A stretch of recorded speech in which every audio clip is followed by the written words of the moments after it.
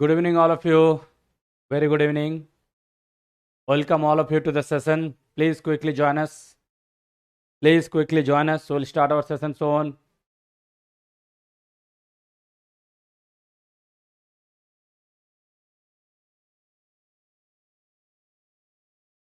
Tasneem, Mihandi, Ananya, Snehalata, Anu, Satyam, Shretapa, Inder.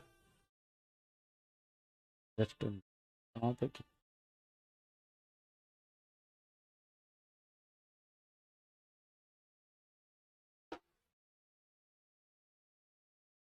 minute. Please quickly join us.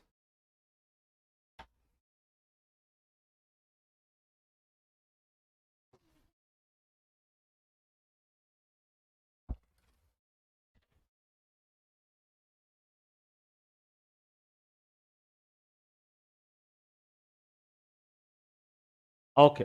All right. Good.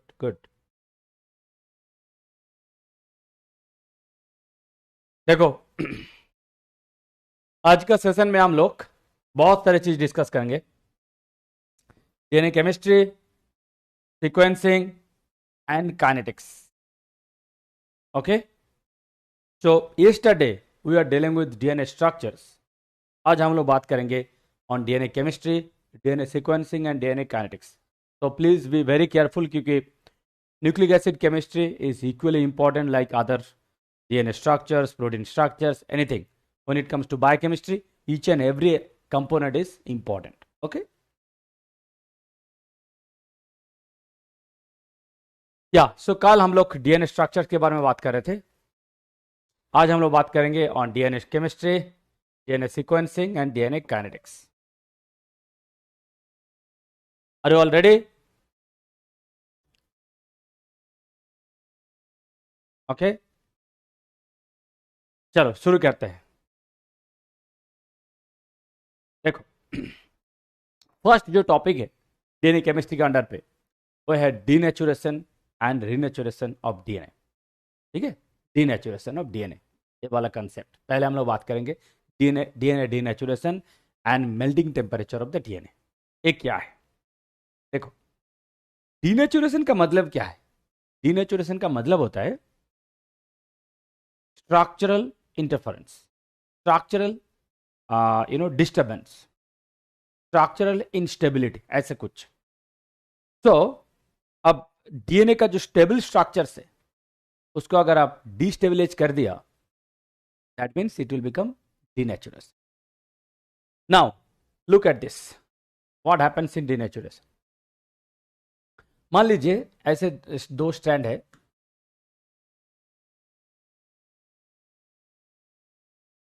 ठीक है. Then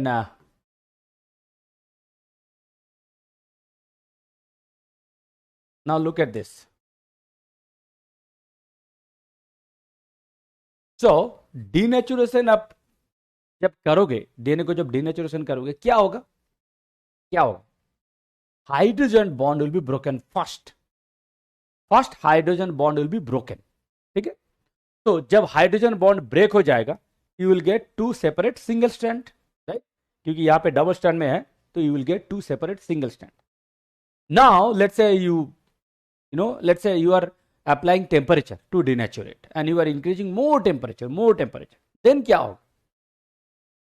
first आप जब कुछ certain temperature में आप रीच करोगे, you will break all the hydrogen bonds, so the double strand will become single strand. Next, even if you keep on increasing more temperature, then what will happen? Then ये जो phosphodiester bond है, first these bonds will be broken. Next, phosphodiester bond will also be broken. Means if you increase more temperature, phosphodiester bonds can also be broken. Now the question is, हम लोग बात करते हैं, very often we talk about denaturation and renaturation also. Renaturation मतलब फिर native structures में वापस आना, मतलब return back to the original structures. But यहां पे एक कंडीशन अप्लाई है. What is that condition apply? मतलब अगर मैं आपको एक सिंपल क्वेश्चन पूछूं कि do you think all the denatured DNA can be renatured? My question is straight question. Do you think all the denatured DNA can be renatured? आपको लगता है कि डीएनए जो डीनेचुर्ड हो चुका है वो सारे डीएनए फिर रिनेचुर्ड भी हो सकता है? First answer will be no. First answer will be no. Now why is it so कि सारे डीनेचुर्ड डीएनए रिनेचुर्ड नहीं हो सकता है? क्यों? व्हाई इज इट सो? मतलब मेरा क्वेश्चन ऐसा है कि कौन सा डीनेचुर्ड डीएनए रिनेचुरेशन होगा, कौन सा डीनेचुर्ड डीएनए रिनेचुरेशन नहीं हो पाएगा? जिसका फॉस्फोडाइस्टर बॉन्ड इंटैक्ट रहेगा, लिसन वेरी केयरफुली, जिसका फॉस्फोडाइस्टर बॉन्ड इंटैक्ट रहेगा, that can be renatured. Basically renaturation मतलब हाइड्रोजन बॉन्ड को फिर वापस लाना. You are bringing the hydrogen bonds. अगर फॉस्फोडाइस्टर बॉन्ड ब्रेक हो गया, then you cannot renature it. Understood? You cannot renature the hydrogen, you cannot renature the DNA where the phosphodiester bond is lost. Understood? समझ में आया? क्यों? क्योंकि phosphodiester bond form करने के लिए यू नीड पॉलीमरेज एक्टिविटी.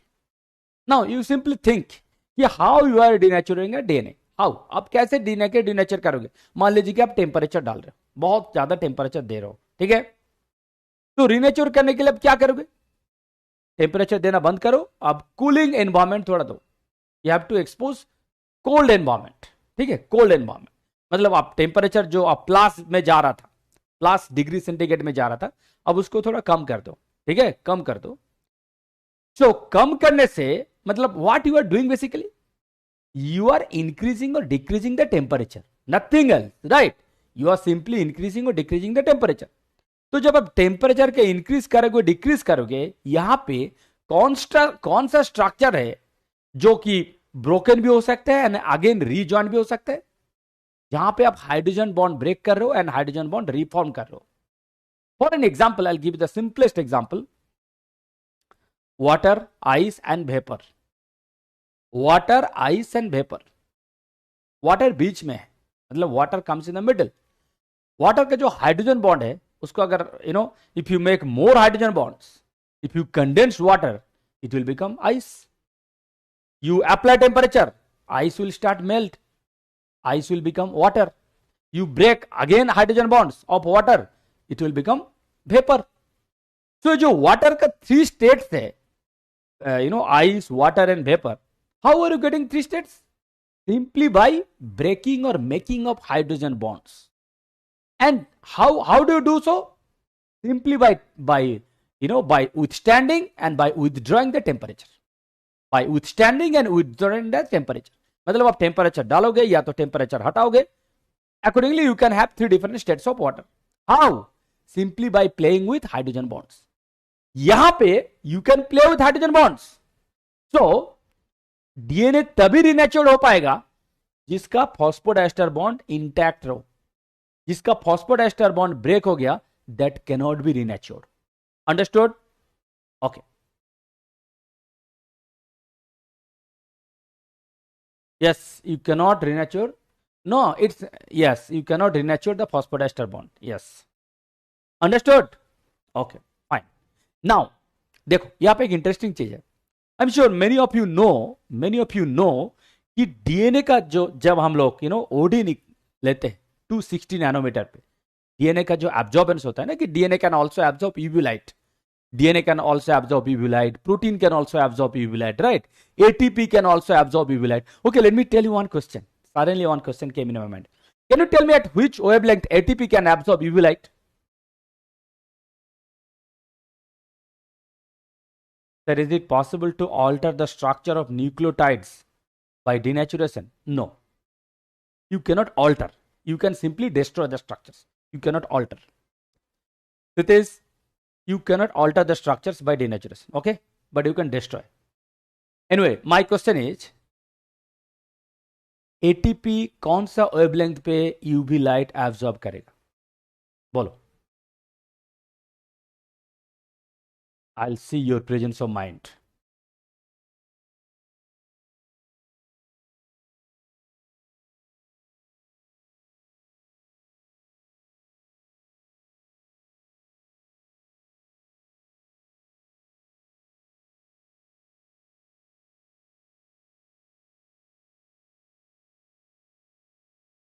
किसी के पास आंसर नहीं है?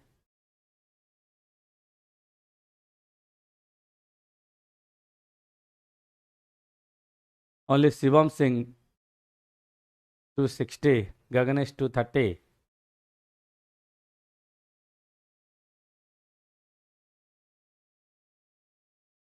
अच्छा एक बात बताओ, अच्छा कुछ लोग लिखे हो, एक बात बताओ, एक बात बताओ, एक बात बताओ, डीएनए का कौन सा पार्ट है जो कि यूवी लाइट को एब्जॉर्ब करते हैं?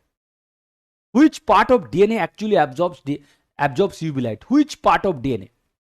डीएनए मतलब क्या? It's a polymer of nucleotides, right? It's a polymer of nucleotides. तो न्यूक्लियोटाइड में क्या है? तीन चीज है, nitrogenous base, sugar and phosphate. तो आप बोलो ये जो नाइट्रोजनस बेस है, शुगर एंड फॉस्फेट है, who contributes to UV absorption? It is definitely not ribose. I mean, it is not definitely the sugar. It is not definitely the phosphate. Then who absorbs UV light? Nitrogenous base.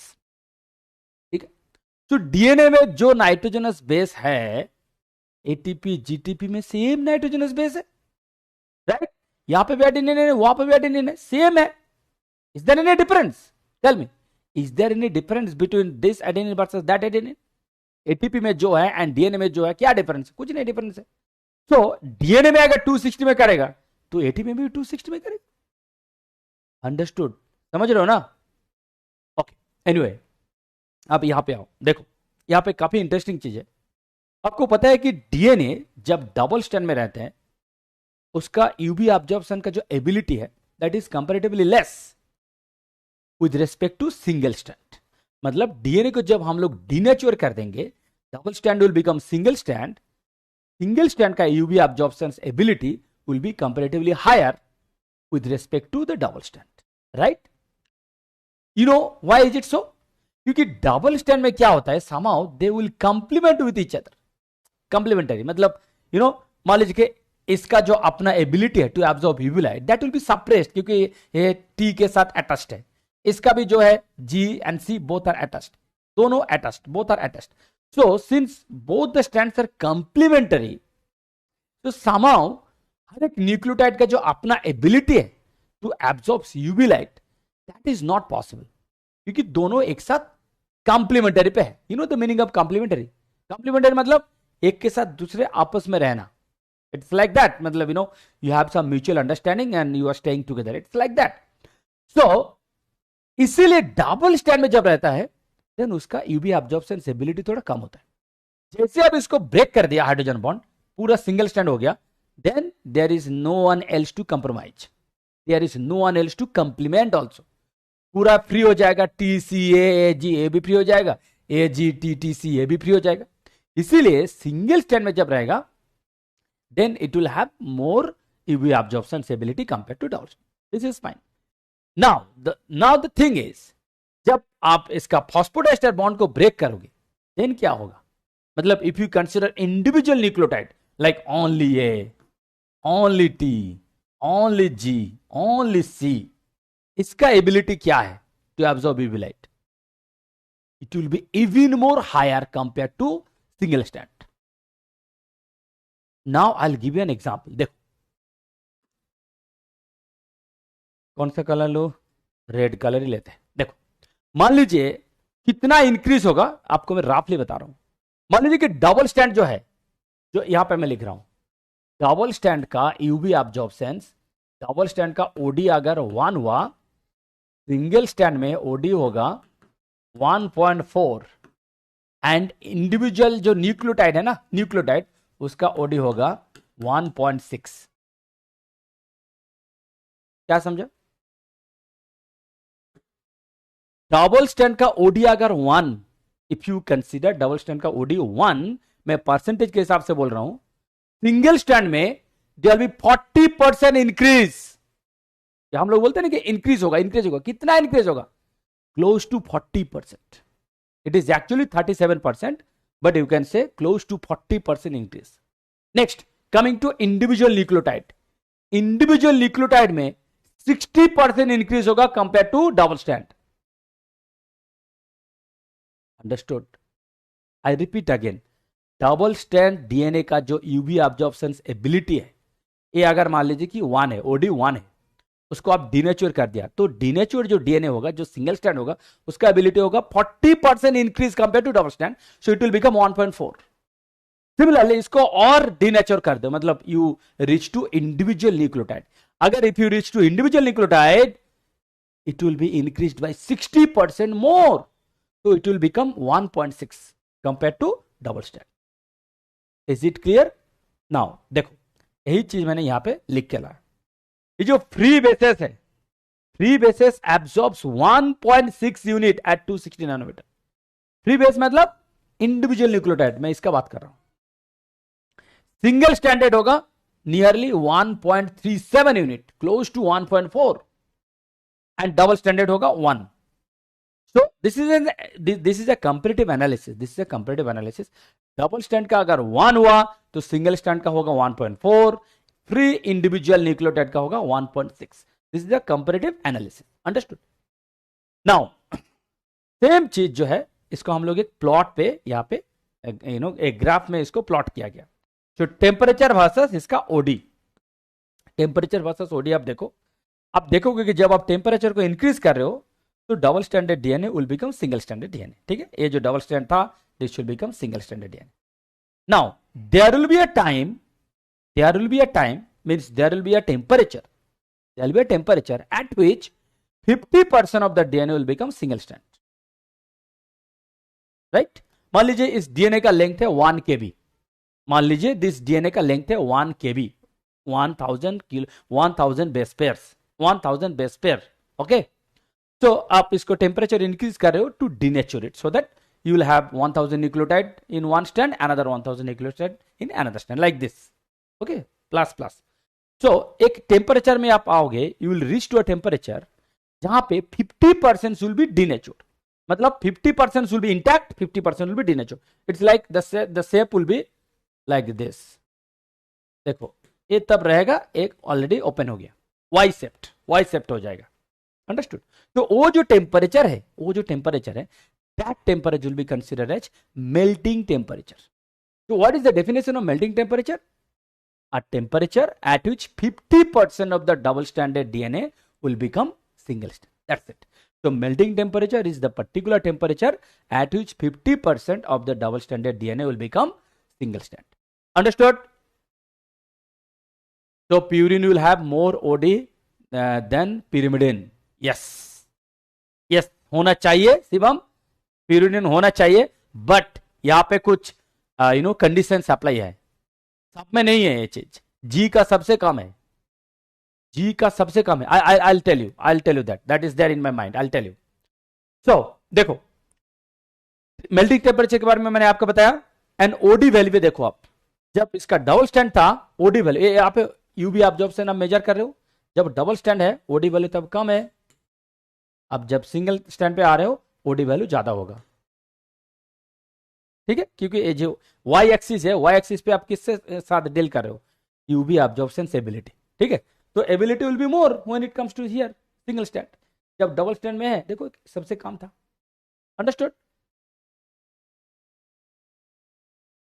Now थोड़ा denaturation renaturation के बारे में थोड़ा और detail में बात करते हैं, एग्जैक्टली कैसे होता है प्रोसेस।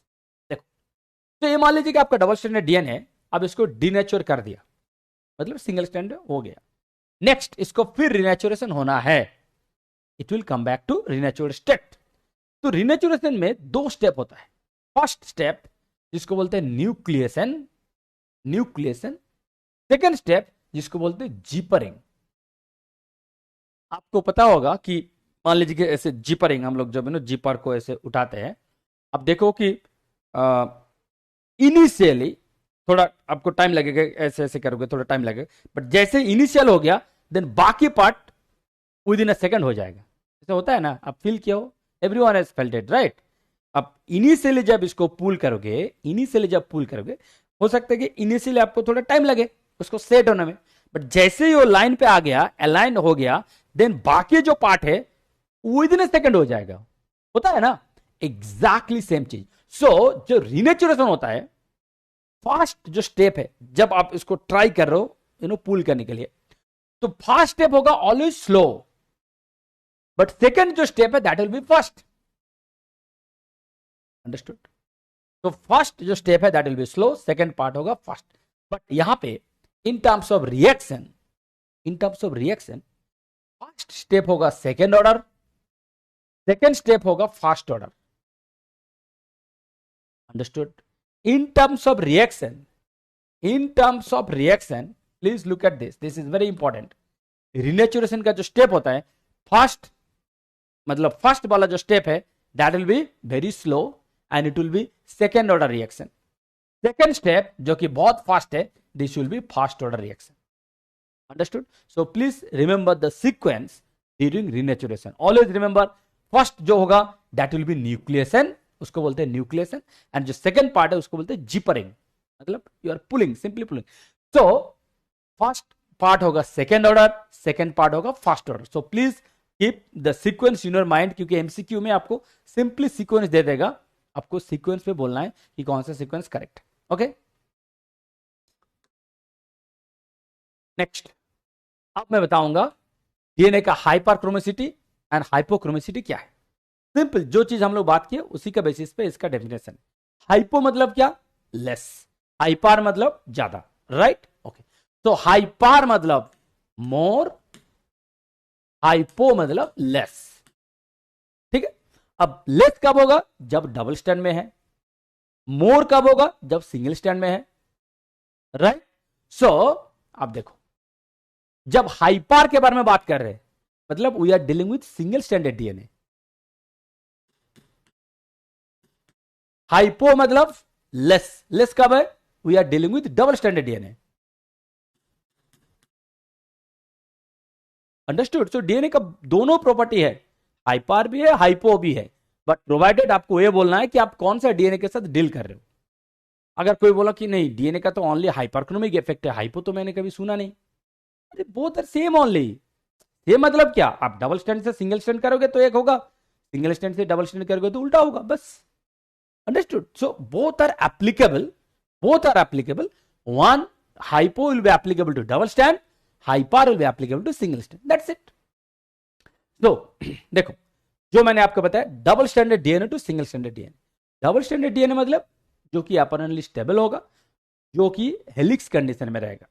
सिंगल स्टैंड मतलब थोड़ा ओपन हो गया, कॉइल मतलब ओपन हो गया. सिंगल स्टैंड मतलब कॉइल ओपन. अब कॉइल मतलब आप ऐसे मत सोचो कि सुपर कॉइल इज डिफरेंट. मैं आपको बता रहा हूं कॉइल क्या है. कॉइल मतलब ऐसे है, this is single stand. Actually क्या है ना, मैं आपको बता रहा हूं हम लोग का प्रॉब्लम क्या है. ये एक साइकोलॉजिकल प्रॉब्लम है. साइकोलॉजिकल प्रॉब्लम क्या है ना, हम लोग, मैं आपको बता रहा हूं क्या साइकोलॉजिकल प्रॉब्लम है. सबका साइकोलॉजिकल प्रॉब्लम है, ऐसे मतलब मेरा ही नहीं, सबका साइकोलॉजिकल प्रॉब्लम.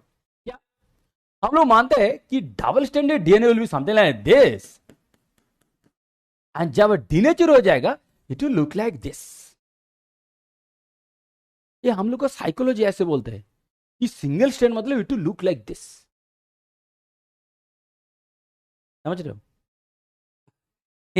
ये आपका भी प्रॉब्लम नहीं है, मेरा भी प्रॉब्लम नहीं है. मैं आपको पढ़ा रहा हूं, हमको भी जो पढ़ा है, मेरा जो सर, मैं जब ग्रेजुएशन पे था, सारे लोग डीएनए मतलब ऐसे ही वो लोग ड्रॉ करते थे. डीएनए हमेशा ऐसे ड्रॉ करते थे, एकदम ऐसे डीएनए होगा, लीनियर डीएनए. लीनियर मतलब ऐसे पूरा इंडियन रेलवे नेटवर्क जैसा ऐसे 180 डिग्री में जाएगा. मतलब हम लोग कभी सोच भी नहीं सकते कि लीनियर डीएनए एक्चुअली ऐसे होता है. ऐसे ना कोई मेरा टीचर ऐसे ड्रॉ किया, ना मैं ड्रॉ कर रहा हूं. And I am sure when you will become teacher you will never draw like this. तो हम लोग का साइकोलॉजिकल प्रॉब्लम है, हम लोग सोच भी नहीं सकते कि लीनियर डीएनए एक्चुअली ऐसे ही होता है. मतलब DNA never exist like this. समझ रहे हो? DNA never exist like straight line, ऐसे होता ही नहीं है, मतलब ऐसे कभी होता ही नहीं है. But the problem is teacher भी जब पढ़ाएंगे ऐसे स्ट्रेट लाइन, किताब में भी जब होगा, टेक्स्ट बुक में वहां पे भी स्ट्रेट लाइन. हम लोग सोच भी नहीं सकते कि डीएनए ऐसे होगा. हम लोग लीनियर डीएनए मतलब हमेशा सोचते हैं क्या, straight line.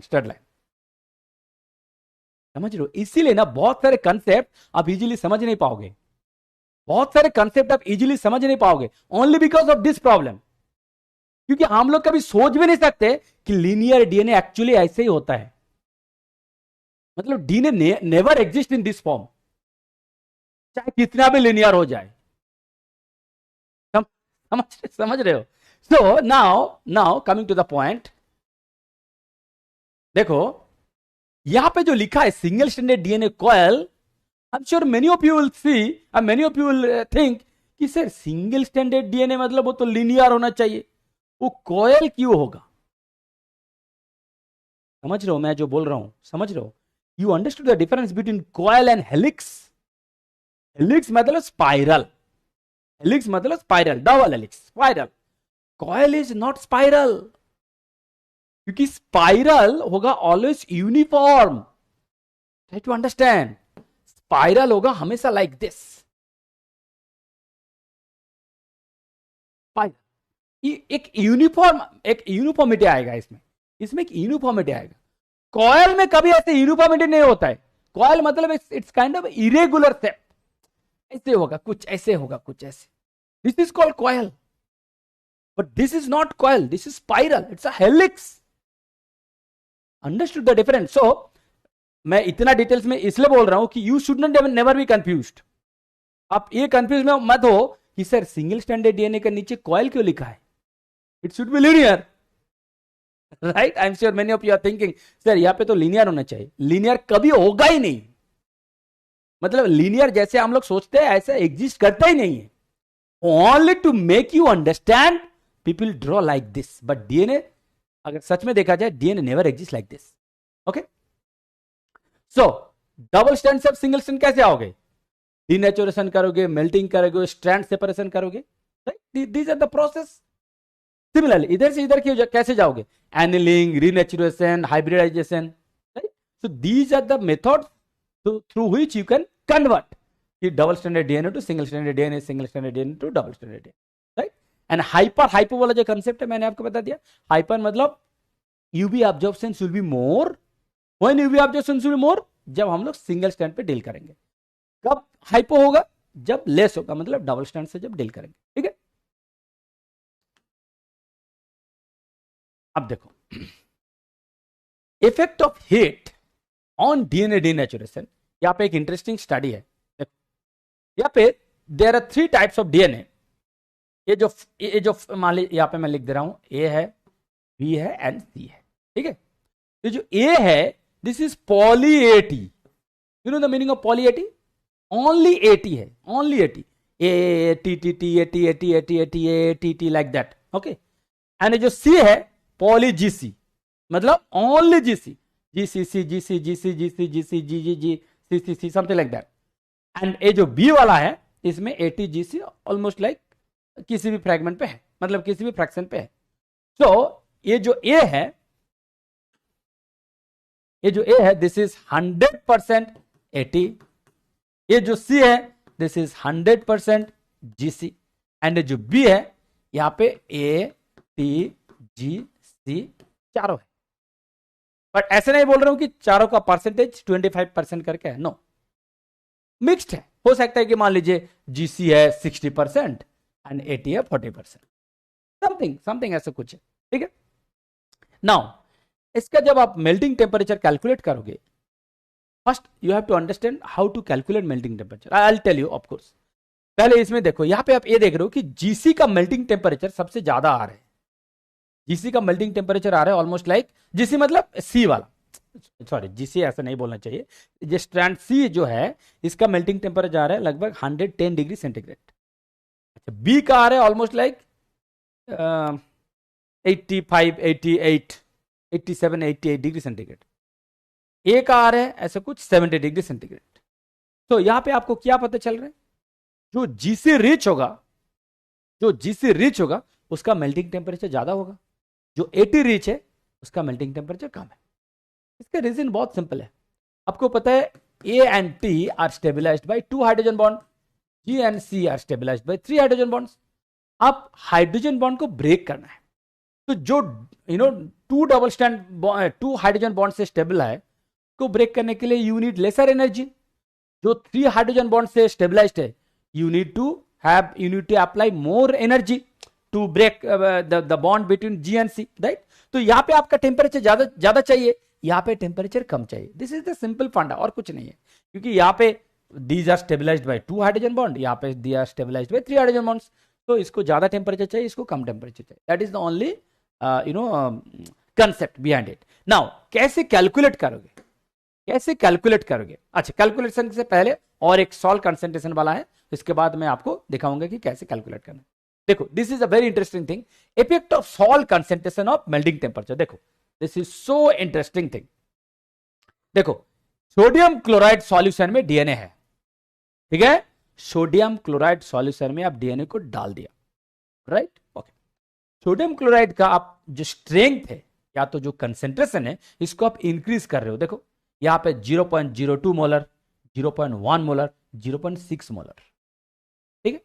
So DNA is dissolved in here also, DNA is dissolved here also, DNA is dissolved here also. So आप देख रहे हो कि you are gradually increasing the strength of the salt, the concentration of the salt, ठीक है? Now यहां पे आप क्या देख रहे हो? इसका जो मेल्टिंग टेम्परेचर है, इसका जो मेल्टिंग टेम्परेचर है, आप क्या देख रहे हो कि जहां पे सॉल्ट का कंसेंट्रेशन हायर है, जहां पे सॉल्ट का स्ट्रेंथ हायर है, वहां पे मेल्टिंग टेम्परेचर भी हायर है. Now the question is why. देखो, सिंपल फंडा बहुत सिंपल. क्या फंडा? देखो, एक मॉलिक्यूल है ए, एक मॉलिक्यूल है बी. मान लीजिए मैं ऐसे बोल रहा हूं कि Tm मेल्टिंग टेम्परेचर ए जो है is greater than melting temperature of B, ठीक है? मान लीजिए ऐसे कुछ लिखा है कि melting temperature of A is greater than melting temperature of B. यहां से आप क्या इंफॉर्मेशन ड्रॉ करोगे? What information will you deduce from this? What information will you get out of this? Melting temperature A का ज्यादा है. What do you mean by this? A is more stable compared to B. Understood? समझ रहे हो? जो molecule ज्यादा stable है, उसको डिनेचर करने के लिए, उसको मेल्ट करने के लिए you need more energy. That's it. It is so simple. जिसका मेल्टिंग टेम्परेचर हायर है, that means that molecule is so stable, you need more energy to melt it, you need more energy to denature it. Understood? समझ में आया ना? सो अगर मैं लिख रहा हूं कि melting temperature of A is higher than B, that means ये जो ए है, this is more stable, this is less stable. Understood? समझ में आया? Okay, now come back to this. तो यहां पे हम लोग क्या देख रहे हैं? Melting temperature is highest when the salt strength और salt concentration is highest, I mean out of this three. Now how is it so? DNA को आप सोडियम क्लोराइड में डिसॉल्व किया, डीएनए को यहां पे भी डिसॉल्व किया, डीएनए को यहां पे भी डिसॉल्व किया, राइट? अब कल ही हम लोग बात कर रहे थे, डीएनए का चार्ज कहां से आता है? ओनली फॉस्फेट ग्रुप से आता है. डीएनए का चार्ज आता है ओनली फॉस्फेट ग्रुप से. जब आप सोडियम क्लोराइड डाल रहे हो डीएनए, मतलब सोडियम क्लोराइड सॉल्यूशन में आप डीएनए को डिसॉल्व किया, देन क्या होगा? डीएनए का, सोडियम क्लोराइड का जो दो आयनिक कंपोनेंट है, सोडियम एंड क्लोराइड, सोडियम वाला जो पार्ट है, जो कि cationic part, this will go and bind to phosphate group, so that phosphate का जो नेगेटिव पार्ट है, that will B stabilized, that will be coordinated because of sodium. And same फंडा आपको पता चलेगा if you have studied DNA replication. Same फंडा वहां पे भी है. डीएनए पॉलीमरेज का जब रिएक्शन होता है, यू नो डीएनए पॉलीमरेज का कोफैक्टर क्या है? Who is the cofactor of DNA polymerase? You know, who can say? Magnesium chloride से जो मैग्नीशियम आएगा, this acts as cofactor of DNA polymerase. मतलब the funda is so simple. जब आप PCR reaction बिठाओगे, when you run a PCR mixture, if you don't add magnesium chloride, there will be no amplification of DNA. Why? Because your DNA polymerase will be inactive in the absence of magnesium. तो magnesium का वहां पे क्या role है? Simple, यहां पे जो मैं बोल रहा हूं एग्जैक्टली सेम चीज वहां पे भी है. डीएनए का जो फॉस्फेट बैकबोन है, magnesium will go and bind to the phosphate, so that phosphate का जो नेगेटिव चार्ज है that will be stabilized, that will be stabilized. Understood? Same concept यहां पे भी है. अब जितना सोडियम डालोगे उतना ही फॉस्फेट विल बी स्टेबल, उतना ही फॉस्फेट विल बी स्टेबल. समझ रहे हो? उतना ही phosphate will be stable. So जब सोडियम क्लोराइड का स्ट्रेंथ ज्यादा है, जब सोडियम क्लोराइड का स्ट्रेंथ ज्यादा है, DNA will be more stable. That's why DNA का melting temperature will be higher when the salt strength, salt concentration will be higher. Understood? समझ रहे हो? Okay. Now if you understood this, suddenly one question came in my mind. I'll take you to a different world now and tell me what will be the answer.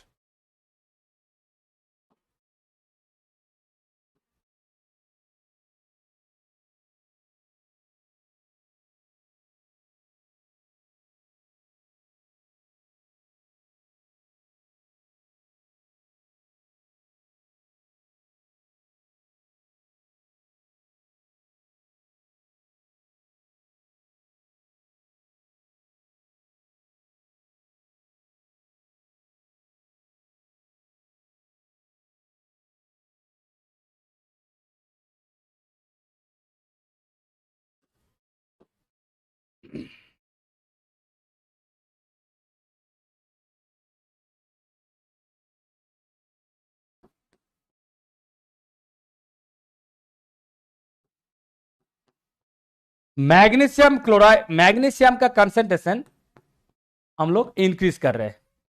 ठीक है? Magnesium का concentration increase कर रहे हैं. ये है hydrolysis. क्या hydrolysis? और मैं सस्पेंस में रख रहा हूं आपको.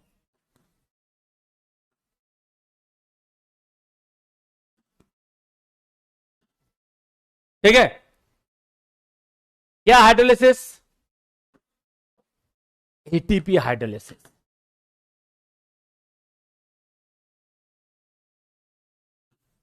आप बोलो, आप बोलो. ए है ए है बी, ए है सी, ए है डी. You understood? आप रिएक्शन बैठाओ. You are starting ATP hydrolysis.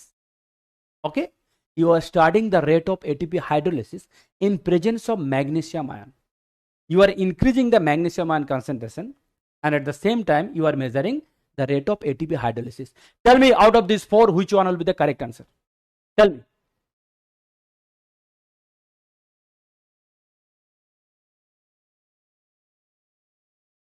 Shivam, आप जो क्वेश्चन किए हो, Sir, can you say melting temperature is directly proportional to salt concentration?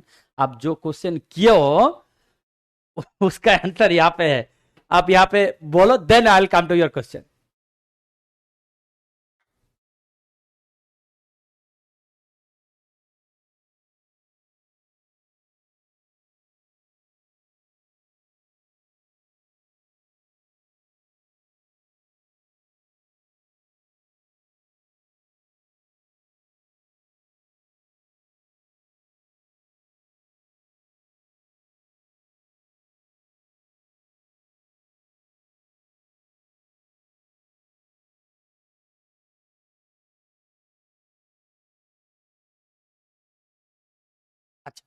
Now come to the point. Now come to the point. ATP hydrolysis होगा. ATP hydrolysis होगा क्या होगा? या तो एडीपी होगा या तो एएमपी होगा. राइट? Try to understand. हम लोग बात कर रहे हैं एटीपी हाइड्रोलिसिस का. एटीपी हाइड्रोलिसिस होकर क्या देगा? या तो एडीपी देगा या तो एएमपी देगा. इन प्रेजेंस ऑफ मैग्नीशियम अगर आप एटीपी हाइड्रोलिसिस के बारे में बात करोगे, what will be the influence of magnesium on ATP? Forget about hydrolysis. What will be the influence? Why I am suddenly talking about magnesium ion here? क्योंकि आप समझ रहे हो, मैं डीएनए की बात कर रहा था, फॉस्फेट है. एटीपी में भी फॉस्फेट है. इनफैक्ट एटीपी में ज्यादा फॉस्फेट है, डीएनए में सिंपली एक फॉस्फेट है, मतलब हर एक सक्सेसिव में आपको सिंगल फॉस्फेट मिलेगा, यहां पे तीन तीन फॉस्फेट है। तो अब जितना मैग्नीशियम आयन ज्यादा दोगे, जितना मैग्नीशियम आयन आप ज्यादा इंक्रीज करोगे, ATP will be more stable, ATP will be more stable. तो जब आप ज्यादा मैग्नीशियम आयन डालोगे, rate of hydrolysis will be slower, क्योंकि एक मॉलिक्यूल अगर स्टेबल हो गया तो उसका हाइड्रोलिसिस का रेट कम हो जाएगा। समझ रहे हो?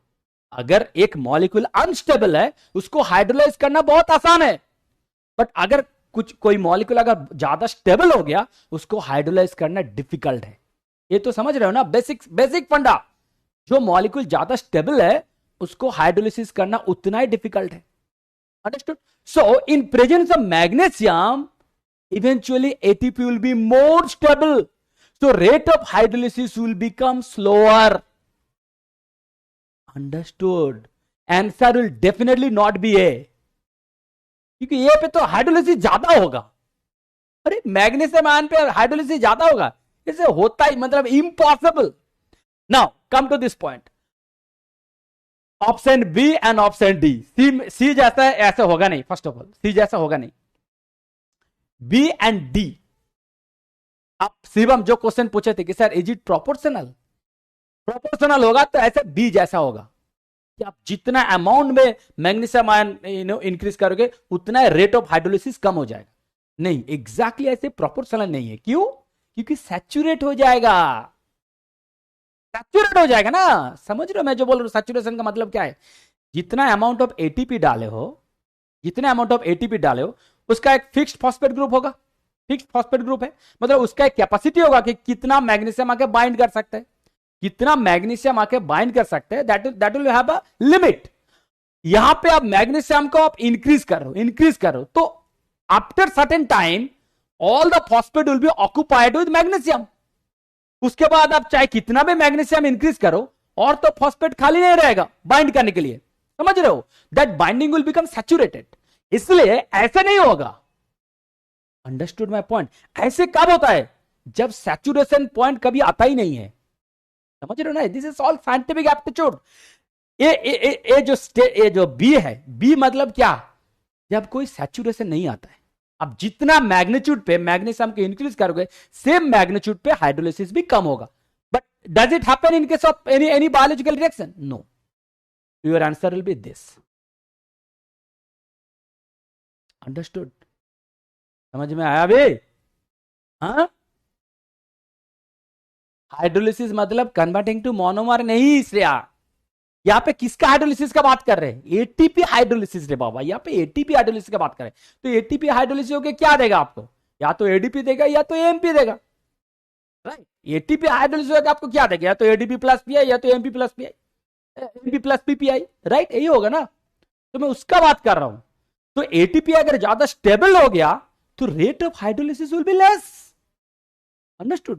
दीज आर वेरी हाई फंडा कंसेप्ट। इसलिए मैं तुरंत एक क्वेश्चन आ गया मेरा दिमाग में, जो कि इसके साथ उसका कोई लिंक ही नहीं है, बट समझ रहे हो मैं जो बोल रहा हूं? आई am sure many of you can now read my mind. मैं जिस बेसिस पे कंसेप्ट को डील कर रहा था, सेम बेसिस पे वहां पे एटीपी हाइड्रोलिसिस दे रहा था। समझ रहे हो? देखो, आप जब आईआईटी के लिए प्रिपेयर कर रहे हो, you have to be somewhere, you have to be extraordinary, you have to be. मतलब ऐसे नहीं कि कन्वेंशनल वे में जा रहे हो, ऐसे नहीं है। And please try to get one point from my side. मैं जहां पे कुछ कंसेप्ट में डिस्कस कर रहा हूं ना, वो कंसेप्ट किसी दूसरा क्वेश्चन में आपको डेफिनेटली हेल्प करेगा। That is all about concept. Concept का मतलब क्या है? इसका पीछे जो कंसेप्ट है, आपको क्या लगता है हमेशा इसी का ऊपर वो एप्लीकेबल होगा? सेम कंसेप्ट किसी दूसरे जगह पे भी जाएगा।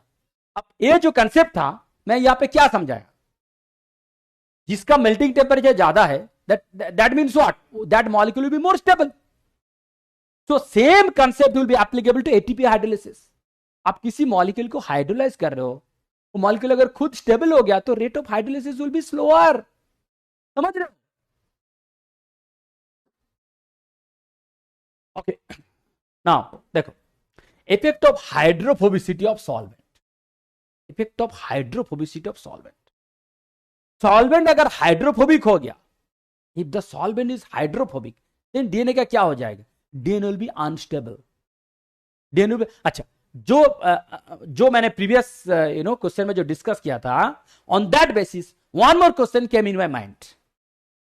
क्योंकि इतना सारा देखो, ये सब चीज तो मैं प्रिपेयर होकर नहीं आया, स्पॉन्टेनियसली आता है मेरा दिमाग में, spontaneously. So please excuse me for that.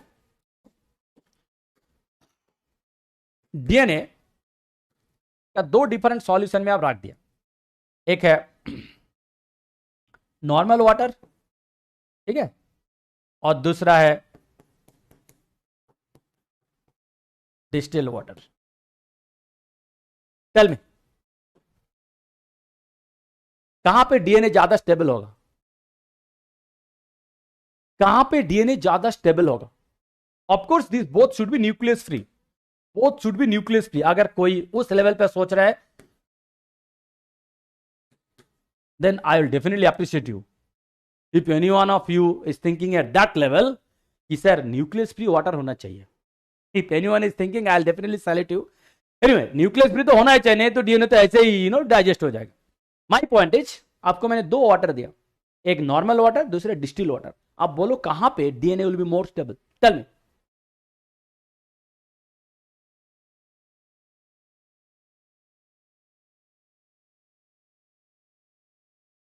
Shreya Gupta, how will you know that saturation point? एक सिंपल कंसेप्ट है Shreya.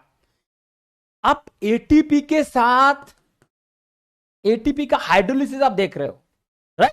Simply look at this, ATP का हाइड्रोलिसिस देख रहे हो इन प्रेजेंस ऑफ मैग्नीशियम, जिसको आप इंक्रीज कर रहे हो। So what your common sense says कि मैग्नीशियम का concentration should be always greater than ATP concentration. You understood? जो रिएक्शन मैंने जो ग्राफ मैंने ड्रॉ किया हुआ पे एक्स एक्सिस पे आप मैग्नीशियम को इंक्रीज कर रहे हो, that means what? That means it's a common sense कि magnesium concentration should be higher than ATP concentration. तो एटीपी में 3 फॉस्फेट है, वहां पे जाके मैग्नीशियम बाइंड कर सकते हैं, राइट? समझ रहे हो? तो एटीपी का जितना कंसेंट्रेशन होगा, सर्टेन अमाउंट ऑफ फॉस्फेट आपको चाहिए, सर्टेन अमाउंट ऑफ मैग्नीशियम आपको चाहिए कि it will go and bind. After that, if you still increase magnesium ion, obviously there will be no more phosphate free. तो magnesium क्या करेगा? और उसका कुछ इफेक्ट नहीं आएगा ना। समझ रहे हो? That's why I am talking about saturation point. देखो, अब एक बात बताओ, ये क्वेश्चन फिर मेरा दिमाग में क्यों आया? इस क्वेश्चन के साथ क्या लिंक है? क्योंकि आप शायद देख रहे हो कि सर आप एक चीज पढ़ा रहे हो बट हमेशा इधर उधर भटक रहे हो।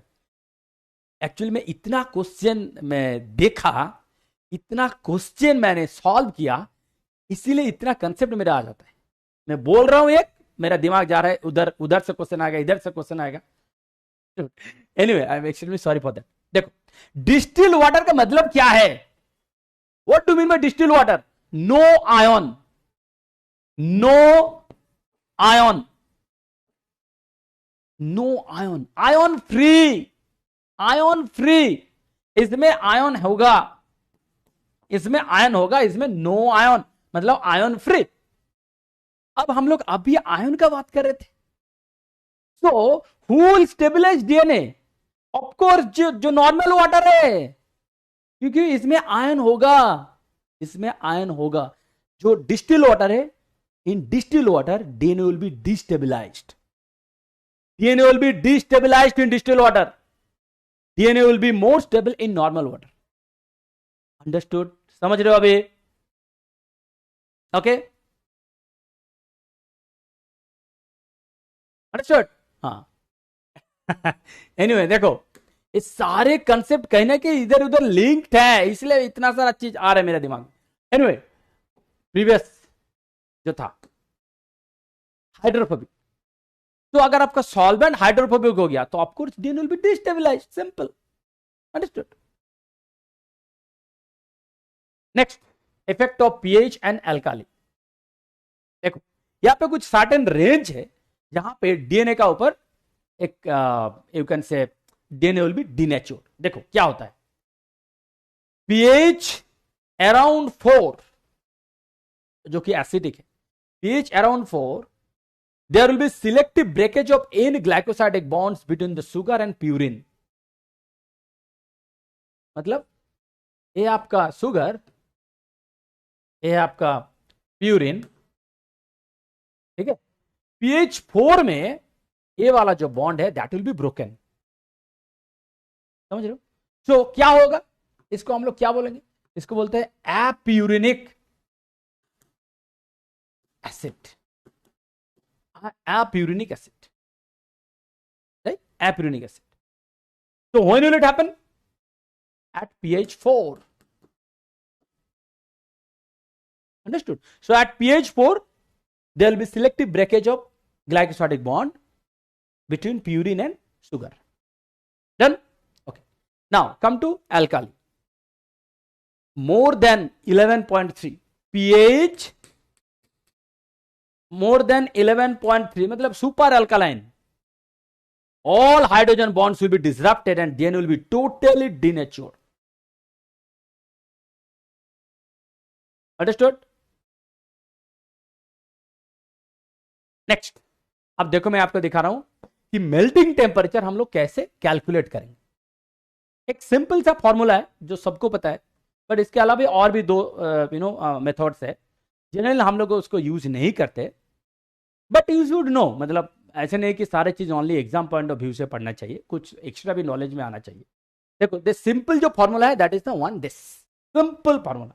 मतलब melting temperature equals to 4 into number of G plus C degree centigrade plus 2 into number of A plus T degree centigrade. That's it.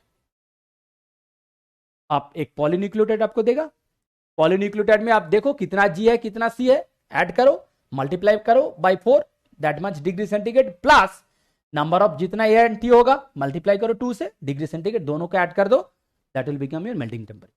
That's it. तो ये जो प्रोसेस है मेथड 1 जिसको मैं बोल रहा हूं, that is the very you can से most popular use technique you can से. ओके, ऐसे हम लोग करते हैं. बट इसके अलावा और भी कुछ टेक्निक है, मेथड 2 एंड मेथड 3. देखोगे तो डर जाओगे, ठीक है, देखोगे तो डर जाओगे. ऐसे क्वेश्चन नहीं आएगा टू बी वेरी ऑनेस्ट, क्योंकि क्वेश्चन आएगा तो फर्स्ट वाला जो मेथड है वही से आएगा. एक बार बस देख लो कि कैसे एक्चुअली कैलकुलेट होता है साइंस में, जब रिसर्च में हम लोग कैलकुलेट करते हैं कैसे होता है. देखो एक बार, मेल्टिंग टेम्परेचर इक्वल्स टू, मैं फिर से बोल रहा हूं आप डर जाओगे, 81.5 plus 16.6 multiplied by log concentration of sodium ion plus 0.41 multiplied by GC percentage minus 0.65 multiplied by formamide percentage minus 675 divided by length minus mismatch percentage. ऐसे होता है कैलकुलेशन. समझ रहे हो? बेसिकली यहां पे ये जो सॉल्ट हम लोग यूज करते हैं, जो सॉल्ट यूज करते हैं, सॉल्ट कितना स्टेबिलिटी दे रहे हैं, जो डिस्कस किया साइंस में कि सॉल्ट अगर दिया तो स्टेबिलिटी इंक्रीज हो जाएगा. तो इसीलिए सॉल्ट का कंसेंट्रेशन जो है उसको कंसीडर किया यहां पे. Okay, anyway forget about it. Next method 3, ये थर्मोडायनामिक के लिए है. ये भी देखोगे तो डर जाओगे. del H minus 10.8 plus del S plus R log this. ठीक है, छोड़ो, बस सिंपली आपको बस मैं बोल रहा हूं कि ऐसे भी होता है, बस एक बार देख लो for your knowledge, nothing else. But for exam point of view only यहां से क्वेश्चन आएगा. ठीक है, मेल्टिंग टेम्परेचर देखो जैसे मैंने आपको बताया था, मान लीजिए कि ऐसा एक स्टैंड है, तो यहाँ पे देखो कितना G है कितना C है. मान लीजिए यहाँ पे 7G है 4C है तो 11 हो गया. 3 6T है, यहाँ पे 9 हो गया, तो 11 into 4 and this will be 2, so this will be 44, this will be 18, so this will be 62. Understood? ऐसे ही कैलकुलेट होता है, बहुत बहुत simple. Okay, one more temperature you should know is annealing temperature. Annealing temperature, इसका भी ये दो formula है. जनरली हम लोग क्या करते हैं, एनिलिंग टेम्परेचर को ऐसे लिखते हैं TA. TA क्या है? Melting temperature minus 5 degree centigrade. Melting temperature minus 5 degree centigrade, that's it. तो जितना आएगा मेल्टिंग टेम्परेचर माइनस 5 डिग्री करोगे तो आपको एनिलिंग टेम्परेचर मिल जाएगा. ठीक है, बट इसका और भी एक फॉर्मूला है.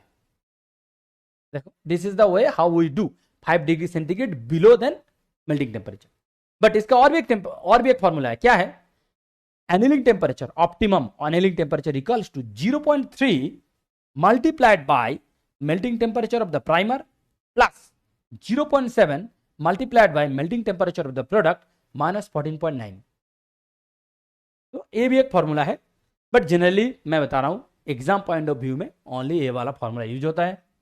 These are the things which are used in research. In high funder research, we use this. Okay. Now I'll take you to DNA sequencing. ठीक है? Now I'll take you to DNA sequencing. अच्छा, क्या question है? Sir, but at pH4 hydrogen ion will stabilize phosphorus. हाँ, now अब समझ में आ रहा है. देखो यहाँ पे क्या है, आपको एक चीज समझना है कि हर एक कैटायन का एबिलिटी सेम नहीं है. हर एक कैटायन का एबिलिटी सेम नहीं है. एक सिंपल चीज सोचो, डीएनए पॉलीमरेज का कोफैक्टर है मैग्नीशियम क्लोराइड.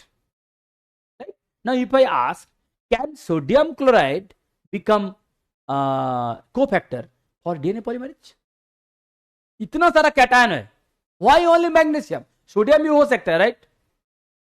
समझ रहे हो मैं जो बोल रहा हूं? समझ रहे हो?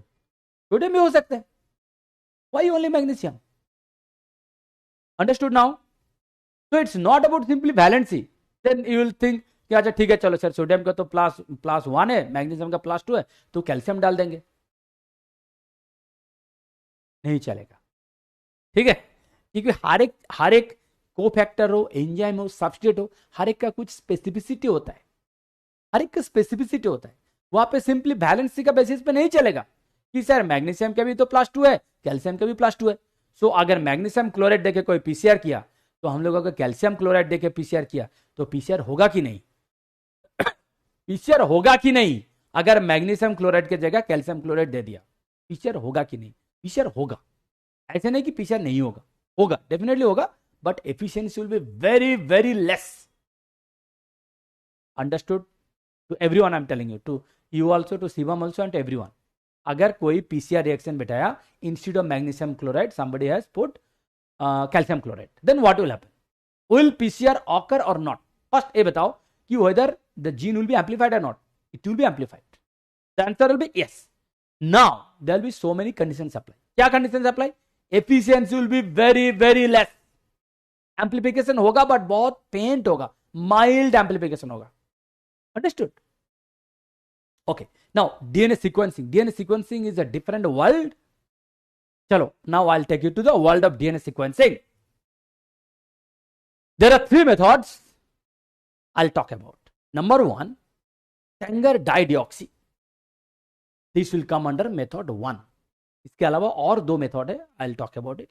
Number 2, I'll talk about Maxam Gilbert method. Number 3, I'll talk about DNA pyrosequencing. ठीक है, these are the most 3 DNA sequencing technique जहां से आपको क्वेश्चन मिलेगा at both undergraduate level as well as postgraduate level. इसके अलावा और भी काफी सारा डीएनए सीक्वेंसिंग है. अभी तो ऑटोमेटेड हो गया, नेक्स्ट जनरेशन सीक्वेंसिंग हो गया, बट यहां से क्वेश्चन नहीं आता है, टू बी वेरी ऑनेस्ट, क्योंकि these are mainly for research oriented. These are the things which are classic experiment, classical experiment you can say. And इसका फंड आपको पहले समझना चाहिए. And as per as question is concern, question यही से आता है. क्वेश्चन आएगा सेंगर डाइडिऑक्सी सीक्वेंसिंग से, क्वेश्चन आएगा मैक्सम गिलबर्ट सीक्वेंसिंग से, क्वेश्चन आएगा डीएनए पायरो सीक्वेंसिंग से. These are the 3 fundamental basis of DNA sequencing. बाकी सब तो इसी का बेस पे मॉडिफाई हुआ, इसका बेस पे मॉडिफाई हुआ बाकी सारा चीज. तो let us go through the basic and fundamental principle. Okay, देखो, तो फर्स्ट हम लोग बात करेंगे इसका वर्किंग प्रिंसिपल. वर्किंग प्रिंसिपल क्या है? ठीक है, then I will take you to the mechanism of action. पहले देखो इसका वर्किंग प्रिंसिपल क्या है. वर्किंग प्रिंसिपल इसका बहुत सिंपल है. क्या सिंपल? देखो, इसका और एक भी नाम है, मैं लिख देता हूं, chain termination. Chain termination method, इसका और भी एक नाम है जिसका नाम है चेन टर्मिनेशन. चलो देखते हैं एग्जैक्टली क्या होता है. देखो, आपको पता है जब डीएनए पॉलीमराइजेशन प्रोसेस शुरू होता है, जब डीएनए सिंथेसिस शुरू होता है, वहां पे डीएनटीपी आता है, राइट? डीएनटीपी मतलब जो नॉर्मल वाला जो है, जो नॉर्मल डीएनटीपी जो है, ठीक है. फ्रेडरिक सैंगर, उन्होंने डिजाइन किया डीडीएनटीपी। उन्होंने डिजाइन किया डीडीएनटीपी। अब ये डीडीएनटीपी क्या है? What is ddNTP? D means di deoxy. Di deoxy, di मतलब टू, डाई मतलब टू, टू, डी मतलब एब्सेंस, ऑक्सी मतलब oxygen. So absence of two oxygen, absence of two oxygen. अब कहां कहां ऑक्सीजन एब्सेंट होगा? डीएनटीपी में कहां ऑक्सीजन नहीं है? डीएनटीपी में यहां ऑक्सीजन नहीं है, सॉरी यहां पे नहीं, यहां पे, सॉरी 1 2 3 4 एंड 5, यहां ऑक्सीजन नहीं है।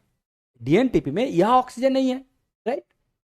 तो यूजुअली जो हम लोग डीएनटीपी लिखते हैं, जो डीएनटीपी लिखते हैं, यहां पे जो ऑक्सीजन मिसिंग होता है, किस फॉर्म में मिसिंग होता है? Basically this should be OH, OH की जगह ओनली H होता है in case of dNTP, right? But जब डीडीएनटीपी का हम लोग बात करेंगे, देखो ये जो थर्ड वाला है, यहां पे हम लोग H बिठाया, we put only H। That means second जो कार्बन था, यहां पे तो ऑलरेडी ऑक्सीजन एब्सेंट था, यहां पे भी ऑक्सीजन एब्सेंट है। अंडरस्टूड? डीएनटीपी में, नॉर्मल डीएनटीपी में ऑलरेडी ऑक्सीजन एब्सेंट है सेकेंड कार्बन में, यहां पे थर्ड कार्बन में भी एब्सेंट है। अब इसका क्या लॉजिक है? क्या लॉजिक मतलब इस डीडीएनटीपी से क्या फायदा होगा? मैं आपको अभी पूरा समझा रहा हूं, डिटेल में समझा रहा हूं। देखो,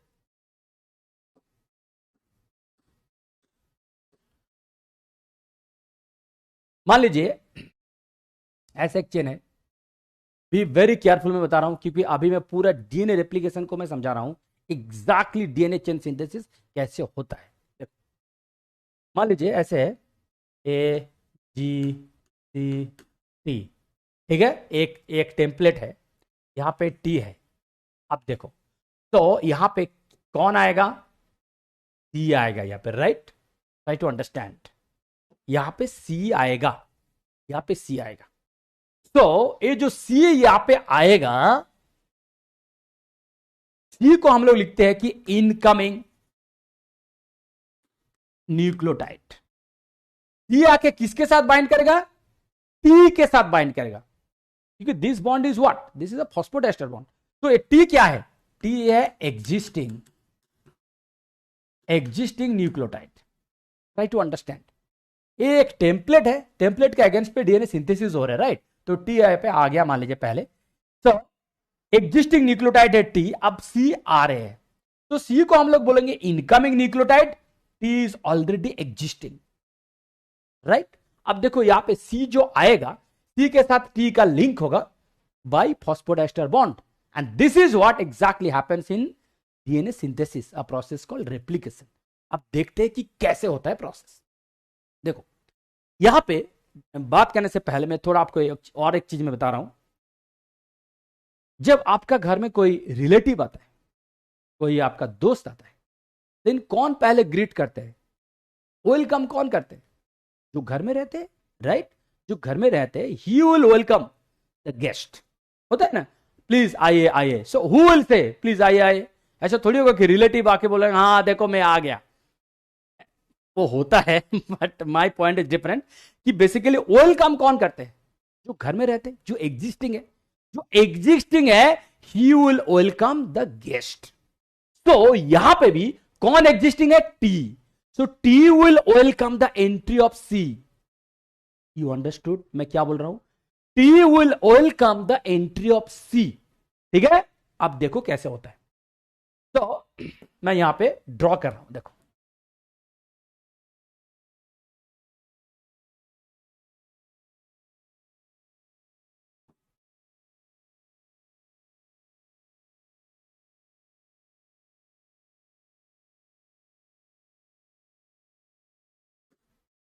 देखो यहां पे है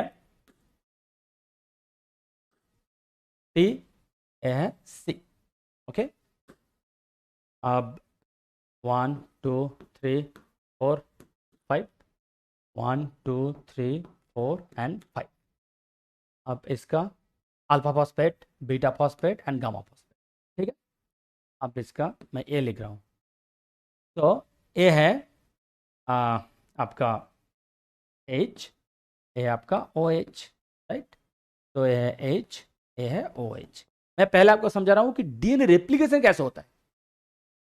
तो अब देखो, ये है पूरा विसिनिटी ऑफ डीएनए पॉलीमरेज। यहां पे आपको और भी एक चीज मिलेगा जो कि है एस्पार्टिक एसिड। एस्पार्टिक एसिड आपको यहां पे भी मिलेगा। तो इसका भी साइड चेन आपको मिलेगा ऐसे, C double bond O this, C double bond O this, ऐसे है। ये है, ये किसका है, ये क्या है, दिस इज डीएनए पॉलीमरेज। अब देखो यहां पे मैग्नीशियम भी है। मैग्नीशियम क्या करेगा, अच्छा यहां पे बीच में मैं और एक चीज ड्रॉ करना मैंने भूल गया, यहां पे बीच बीच में ऑक्सीजन भी होगा, राइट। बीच बीच में यहां पे ऑक्सीजन भी होगा, राइट, ऑक्सीजन भी होगा, ठीक है, यहां पे ऑक्सीजन भी है। सो नाउ देखो यहां पे मैग्नीशियम की मैं बात कर रहा हूं, मैग्नीशियम यहां पे है, मैग्नीशियम यहां पे है, मैग्नीशियम यहां पे है, ठीक है। अब देखो तो ए टी क्या है, योर एग्जिस्टिंग न्यूक्लियोटाइड, ए सी क्या है, इनकमिंग न्यूक्लियोटाइड, राइट। अब देखो रिएक्शन कहां शुरू होता है, ब्लू कलर में ले लेता हूं। तो एक कहां पे हो रहा है पूरा रिएक्शन, डीएनए पॉलीमरेज का जो एक्टिव साइट है वहां पे रिएक्शन हो रहा है, एंड यहां पे मैग्नीशियम भी है प्रेजेंट, मैग्नीशियम भी प्रेजेंट है। अब देखो मैग्नीशियम पे क्या करेगा, क्योंकि ये जो एक्टिव साइट है, active site is actually anionic.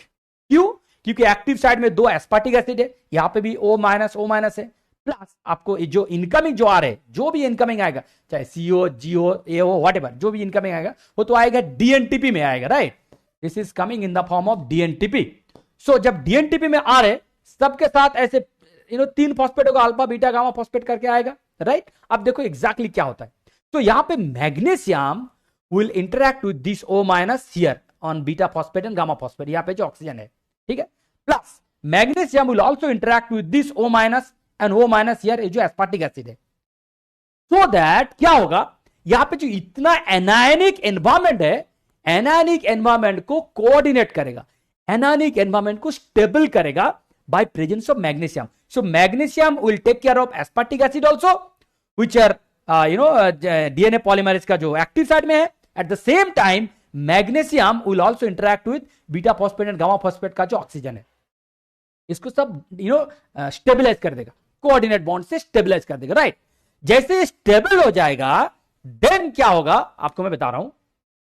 कौन सा कलर लो, ब्लू कलर। देखो ये जो 3' OH है, ये जो 3' OH है, what is the nature of OH, it's a nucleophile, it's a nucleophile. अब देखो क्या होगा, ये जो OH है, this OH will make a nucleophilic attack, nucleophilic attack on alpha phosphate, on alpha phosphate. देखो ये तभी कर पाएगा अगर beta phosphate and gamma phosphate stable हो, otherwise beta phosphate and gamma phosphate will interfere with this interaction, disturb करेगा, beta and gamma will disturb, beta and gamma disturb ना कर पाए इसलिए magnesium will take care of this too. समझ रहे हो मैं जो बोल रहा हूं, मैग्नीशियम का कितना बड़ा रोल है। मैग्नीशियम विल मतलब शांत कर देगा, magnesium will take care of it. Magnesium इसके साथ कोऑर्डिनेशन बॉन्ड में लिंक हो जाएगा, beta phosphate and gamma phosphate दोनों के साथ, and magnesium will also coordinate with the aspartic acid, क्योंकि यहां पे भी आपका ऑक्सीजन है, अंडरस्टूड। सो ये जो पूरा एनवायरमेंट था जो कि पूरा एनायनिक था, magnesium will take care of the whole process, so that पूरा प्रोसेस को स्टेबलाइज कर देगा, so that 3' OH will make आराम से peacefully will make a nucleophilic attack on alpha phosphate, understood. So who is welcoming home, जो example मैंने आपको दिया था, घर में जब रिलेटिव आता है कौन वेलकम करते हैं, घर वाले पहले वेलकम करते हैं जो गेस्ट आते हैं, राइट। सो जो एग्जिस्टिंग है, देखो टी एग्जिस्टिंग है, टी जो एग्जिस्टिंग है इसका 3' OH will attack alpha phosphate of the incoming nucleotide, incoming DNTP, समझ रहे हो। सो जब ए इनकॉर्पोरेट होगा मतलब जो इनकमिंग है, सी जब इनकॉर्पोरेट होगा, इसका इनकॉर्पोरेशन के लिए क्या चाहिए? 5 प्राइम फॉस्फेट चाहिए। समझ रहे हो? इसका इनकॉर्पोरेशन के लिए 5 प्राइम फॉस्फेट चाहिए। नाउ सी, जब ए इनकॉर्पोरेट हो जाएगा देन नेक्स्ट कौन आएगा? जी आएगा। अब जी जब आएगा then who should take the initiative? पहले कौन जाएगा? सी। सी का कौन सा ग्रुप फिर रिएक्शन शुरू करेगा? 3 prime OH will start the reaction. अब यहां पे देखो, यहां पे 3 प्राइम OH के जगह जो DDNTP है, यहां पे है ओनली H। तो जब DDNTP आप दे रहे हो किसी रिएक्शन में, क्या होगा? जैसे DDNTP किसी न्यूक्लियोटाइड किसी चेन में इनकॉर्पोरेट हो जाएगा, then this can not take any further nucleotide, मतलब चेन वहीं पे टर्मिनेट हो जाएगा। समझ रहे हो? देखो, DDNTP चेन में आने के लिए उसको 5 प्राइम फॉस्फेट चाहिए। ट्राई टू अंडरस्टैंड, मतलब ये जो इनकमिंग है इसको यहां पे आने के लिए 5 प्राइम फॉस्फेट चाहिए, बट जब वो ऐसे आ जाएगा देन दूसरा, और मतलब जो तीसरा है, तीसरा को लेने के लिए इसके पास 3 प्राइम OH होना चाहिए। मतलब 3 प्राइम OH होना चाहिए to take the next one, but इसका 5 प्राइम फॉस्फेट होना चाहिए to be incorporated in the chain. Understood? समझ में आया? क्लियर हुआ कि नहीं? मतलब चाहे आप DNTP दे रहे हो चाहे आप DDNTP दे रहे हो, इसको चेन में इनकॉर्पोरेट होने के लिए 5 प्राइम फॉस्फेट चाहिए, क्योंकि रिएक्शन तो शुरू होगा उससे पहले जो ऑलरेडी आ चुका है। नाउ जब ये चला जाएगा, मतलब ये जब इनकॉर्पोरेट हो जाएगा, देन जब ये रिएक्शन फर्दर शुरू करेगा, देन इसके पास 3 प्राइम OH होना चाहिए। So now I'll give you one more thing. Let's say, देखो, मान लीजिए मैं इसी का बात कर रहा हूं, ठीक है? AgCT है, AgCT है, यानी यहां पे आपने क्या क्या दिया हो मैं आपको बता रहा हूं। मान लीजिए कि AgCT है, आपने दिया ऐसे कुछ DTP, सॉरी DTTP, ठीक है? DTTP दिया, DCTP दिया, DATP दिया एंड DDGTP दिया। ठीक है? देखो, लुक एट दिस, आपने एक टेम्पलेट सेट किया AgCT, उसका अगेंस्ट पे कंप्लीमेंट्री स्ट्रैंड आप सिंथेसाइज करोगे। ठीक है?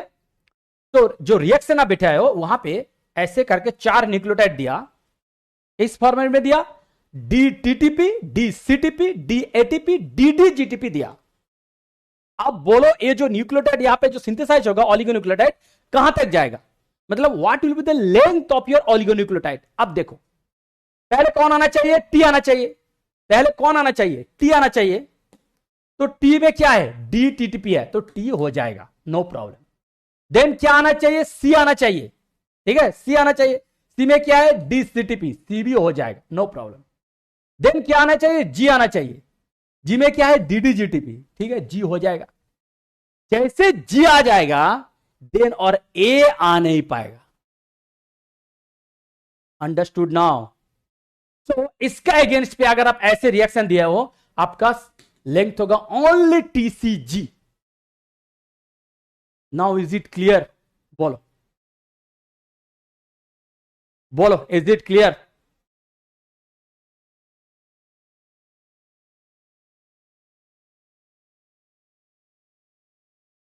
Tell me, is it clear और not?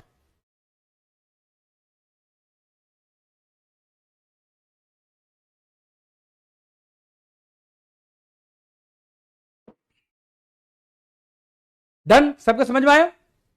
Okay, good. So now, so this is the science behind DDNTP। इसको बोलते चेन टर्मिनेशन, इसको बोलते चेन टर्मिनेशन। ठीक है? अब देखो,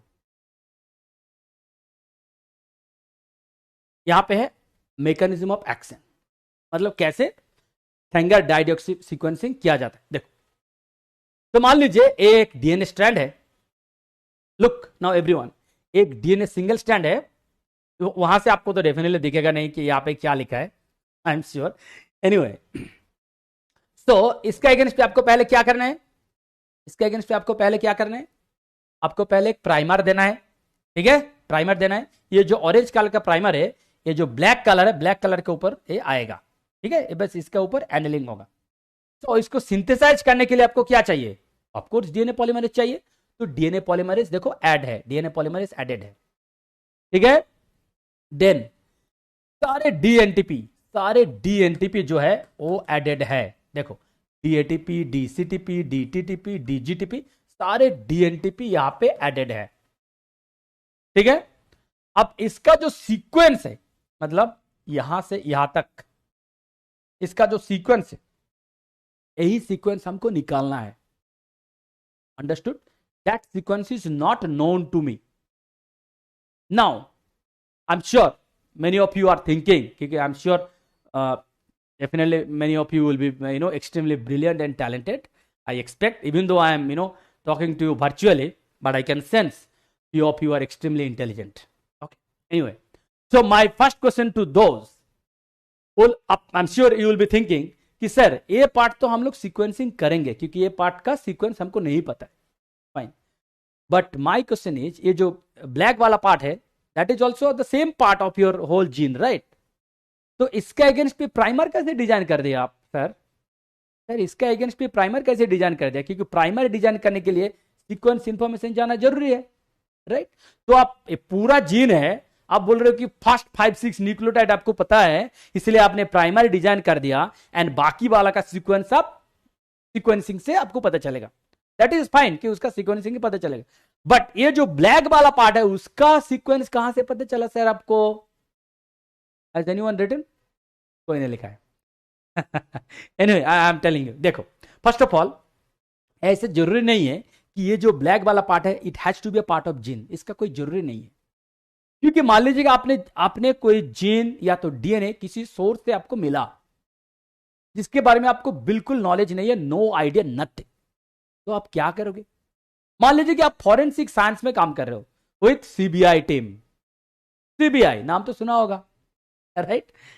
एनीवे, तो सीबीआई में जो लोग फॉरेंसिक साइंस में काम करते हैं, किसी का मर्डर हुआ, ये हुआ, वो हुआ, ठीक है, तो वहां पे जाके जब हम लोग मतलब जो मॉलिक्यूलर बायोलॉजिस्ट होता है, when they collect the DNA और अदर थिंग्स, तो वहां पे सीक्वेंस तो अननोन ही होता है वहां पे। How will you know the sequence then? देखो ये जो ब्लैक वाला पार्ट है इसका एक अपना नेचर है। जब मेरा रिकॉम्बिनेंट डीएनए क्लास होगा तब मैं आपको डिटेल्स में मैं बताऊंगा। मैं यहां पे थोड़ा आपको मैं बस ट्रेलर बता रहा हूं। ये जो है दिस कुड बी लिंकर और एडेप्टर, लिंकर और एडेप्टर, ठीक है। लिंकर एंड एडेप्टर है क्या, तो मैं थोड़ा आपको मैं आइडिया दे रहा हूं। These are simply oligonucleotide, it's a oligonucleotide. 10 का होगा, 10 न्यूक्लियोटाइड होगा, 16 न्यूक्लियोटाइड हो सकता है, मैक्सिमम 80 न्यूक्लियोटाइड होगा, ऐसे कुछ होगा जिसका सीक्वेंस हमको पता है। We know the sequence of this, ठीक है, we know the sequence of this. तो जब इसका सीक्वेंस हमको पता है, we can add this linker और adapter to any gene sequence. Gene का सीक्वेंस हमको नहीं पता है, but we can add linker और adapter to the gene. Understood? So जब लिंकर और एडेप्टर ऐड हो जाएगा, देन हम लोग जो प्राइमरी डिजाइन किए हैं that will be on the basis of linker और एडेप्टर। अंडरस्टूड? तो मैं जो बोल रहा हूं, ये जो ब्लैक वाला पार्ट है, it is not necessarily that it has to be a part of the gene, this could be a part of linker और adapter. Now the question is resolve. Okay, now coming to the point. तो ये एक gene है जिसका sequence हमको निकालना है। तो बेसिकली कैसे निकालेंगे? एक जीन होगा ऐसे, इसका बेसिस पे क्या न्यूक्लियोटाइड यहां पे इनकॉर्पोरेट हो रहा है, अकॉर्डिंगली इसका सीक्वेंस हमको मिलेगा। समझ रहे हो? ट्रेलर क्या है? ट्रेलर एक टेम्पलेट स्टैंड है। टेम्पलेट स्टैंड का बेसिस पे डीएनए पॉलीमरेज चेन सिंथेसिस करेगा। जिस ओए में सिंथेसिस होगा उसी ओए में हम लोग डील करेंगे कि कौन सा न्यूक्लियोटाइड यहां पे इनकॉर्पोरेट हो रहा है, ठीक है। अब देखो कैसे हम लोग निकालते हैं।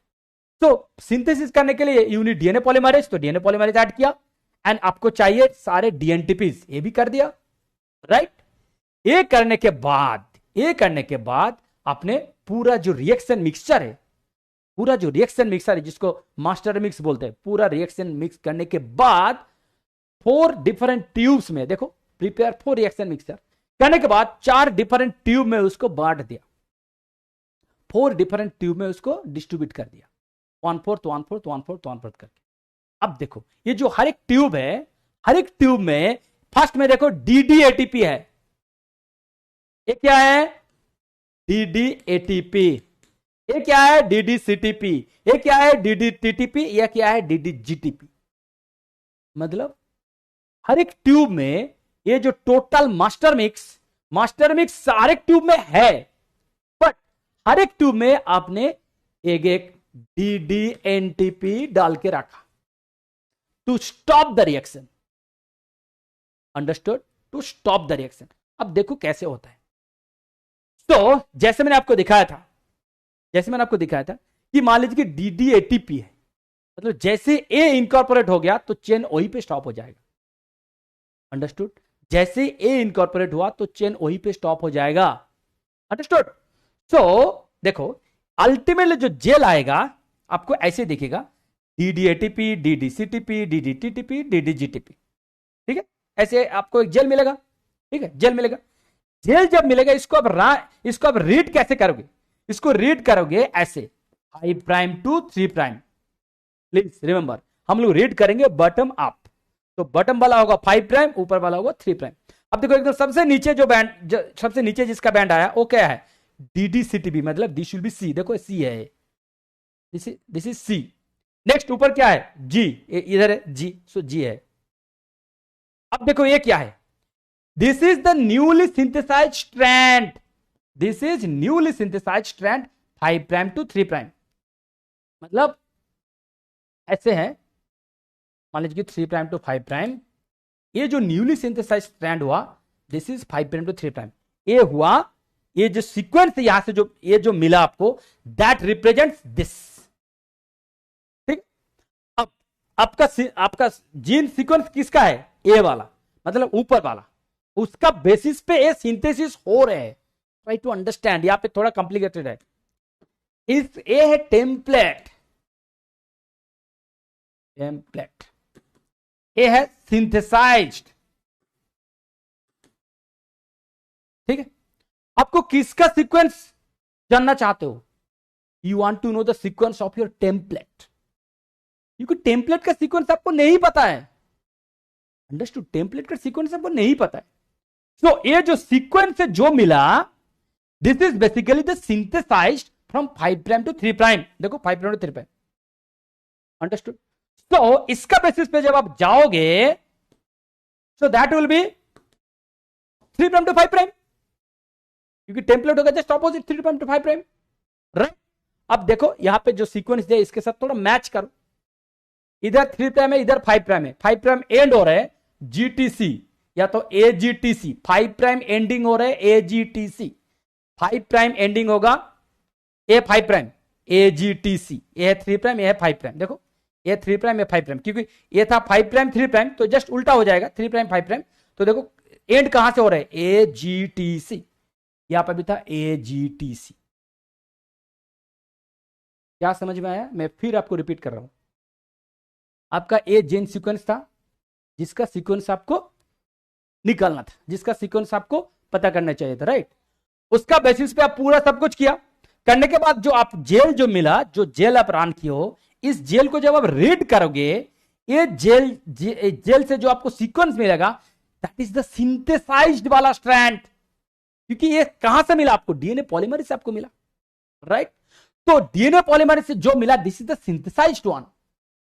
अगर आपको मतलब जो सीक्वेंस है, जिसका सीक्वेंस आपको जानना है, तो that will be the template of that, मतलब just complementary sequence. And don't forget to change their polarity also, क्योंकि this will be from 5' to 3', this will be from 3' to 5'। Understood?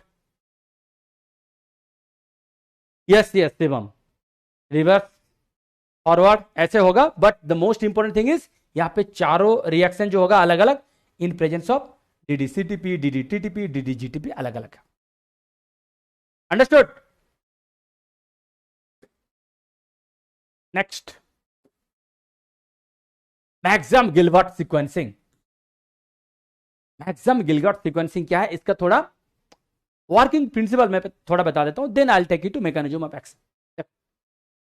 जो Sanger dideoxy में क्या किया था हम लोग, chain को टर्मिनेट किए थे by designing DDNTP, try to understand. Sanger dideoxy में हम लोग क्या किए थे, we designed, I mean Sanger designed, not we designed, okay, Sanger design DDNTP to terminate the chain. यहां पे क्या है, यहां पे चेन टर्मिनेट नहीं करेंगे, यहां पे जो ATGC है उसको हम लोग सिलेक्टिवली ब्रेक कर देंगे, सिलेक्टिवली उसको ब्रेक कर देंगे। कैसे, अब देखो यहां पे कुछ रिएक्शन हम लोग बिठाएंगे जिसको बोलते हैं केमिकल क्लीवेज। केमिकल क्लीवेज देखो, एक तो है पाइपरेडिन और पिपरेडिन, ये जो है देखो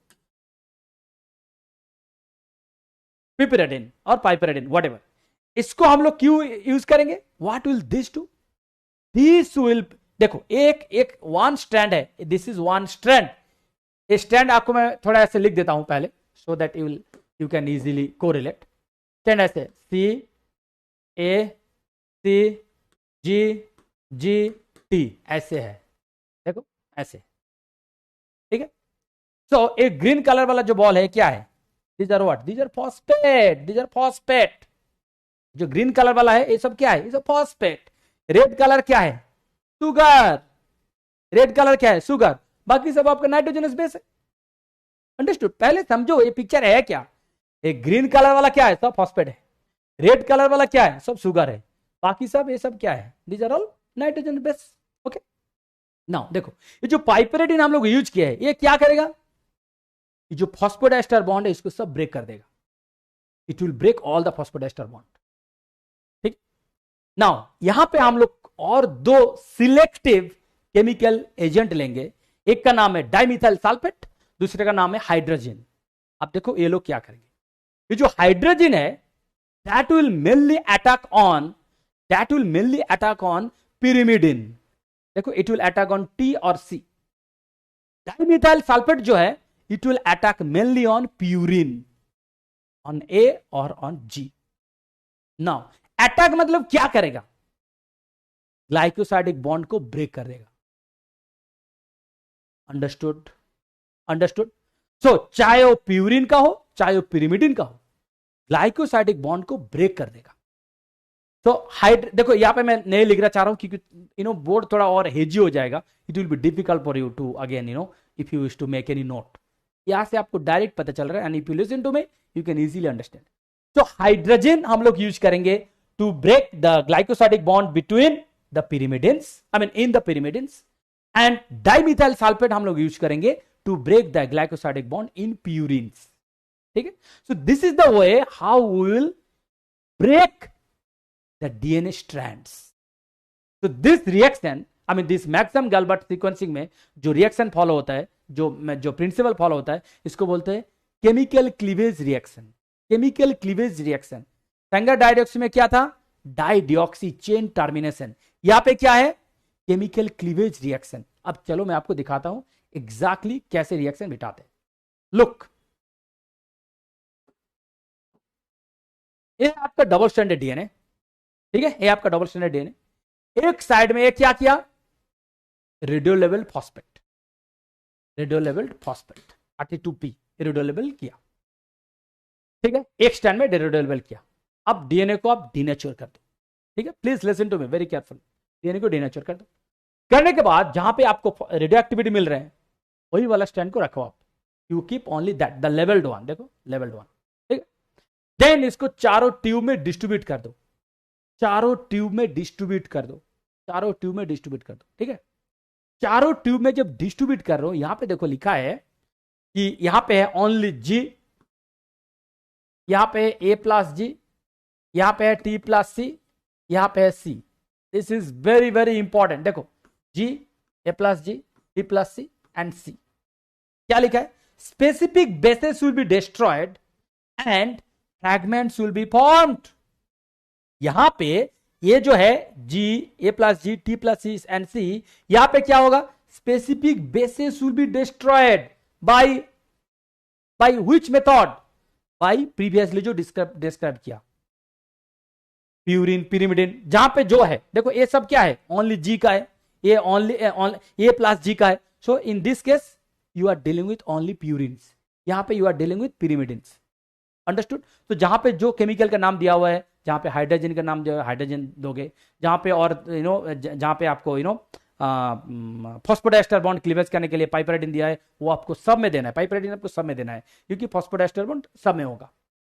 अंडरस्टूड? तो एक करने के बाद आप यहां पे सेम चीज देखो, यहां पे आ गया G, A plus G, B plus C and C।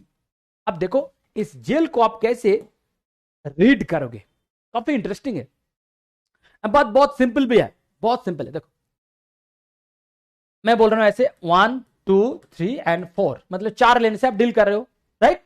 अब देखो अगर ओनली G पे आया, मतलब अगर ओनली लेन 1 पे आया, मान लीजिए अगर ओनली लेन 1 पे आया, which will not be considered, मतलब this will be considered as some false incorporation।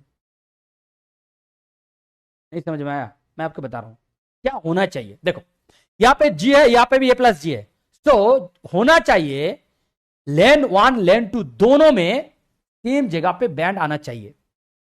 अगर दोनों में बैंड आया, देन यहां पे भी G है, यहां पे भी G है, दिस रिप्रेजेंट्स G। अगर ओनली यहां पे आया, this represents A। Understood? I repeat again, यहां पे भी G है, यहां पे भी G है, मतलब G and A plus G, जब दोनों में आएगा दैट विल बी G। जब ओनली लेन 2 में आएगा it will represent A। Understood? Similarly मैं दूसरा कलर लेता हूं, जब यहां पे T प्लस C है, यहां पे C है, जब 3 एंड 4 दोनों में आएगा, 3 एंड 4 दोनों में आएगा तो इट विल रिप्रेजेंट C। जब ओनली 3 में आएगा, ओनली 3 में आएगा, this will represent T। Understood? Now I am sure many of you will ask, sir, if there is a single band only at lane 1, then what will happen? First of all, होगा ही नहीं। अगर होगा तो that will be considered as false incorporation, that will not be considered। Same way, अगर मान लीजिए कि only lane 4 पे आया, अगर मान लीजिए कि only lane 4 पे आया, then क्या होगा?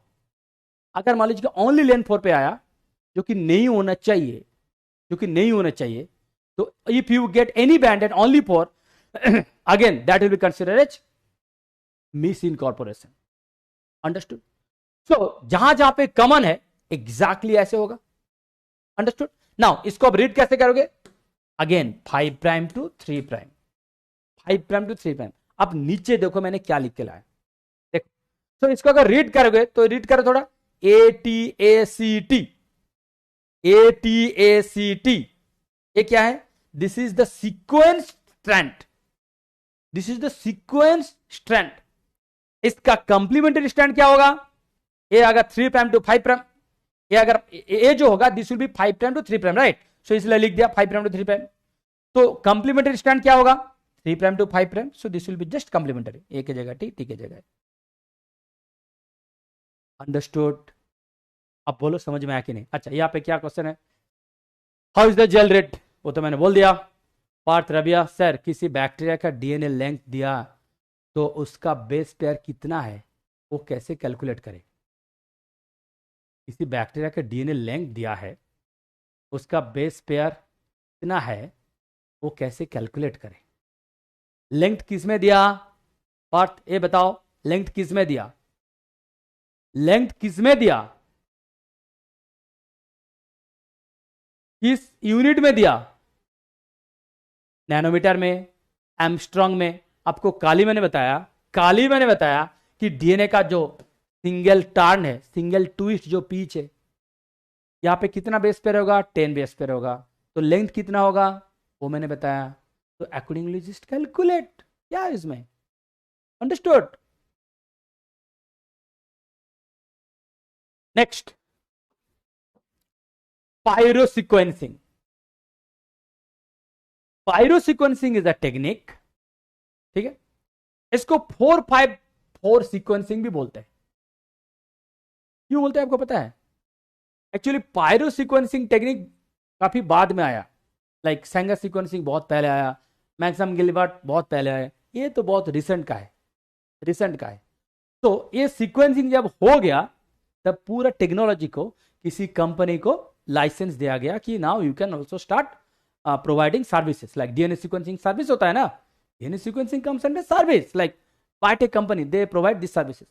सो एक कंपनी है जिसका नाम है 454 लाइफ साइंस, ठीक है, कंपनी का नाम है 454 life science. So they got the first licensing of this process, this procedures, इसीलिए उसका नाम हो गया 454 सीक्वेंसिंग और कुछ नहीं। तो 454 sequencing basically they got the licence of pyro sequencing. Understood? Okay, अब यहां पे आओ, देखो यहां पे इसका बेसिक प्रिंसिपल क्या है। आपको मैंने बताया था जब डीएनए पॉलीमरेज सिंथेसिस होता है, मतलब डीएनए चेंज ऑफ सिंथेसिस होता है, मैंने आपको बताया कि जो OH था, 3 प्राइम OH था, that will make a nucleophilic attack on 5 prime alpha phosphate. वहां पे बीटा एंड गामा का क्या होगा? क्योंकि यहां पे तो बीटा भी था, गामा भी था। These two will be released in the form of PPI।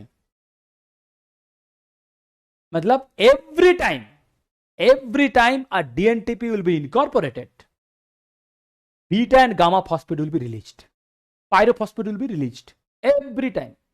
तो ये जो फॉस्फोडाइस्टर बॉन्ड होगा, फॉस्फोडाइस्टर बॉन्ड में ओनली इस 3 प्राइम OH के साथ 5 प्राइम का अल्फा फॉस्फेट रहेगा।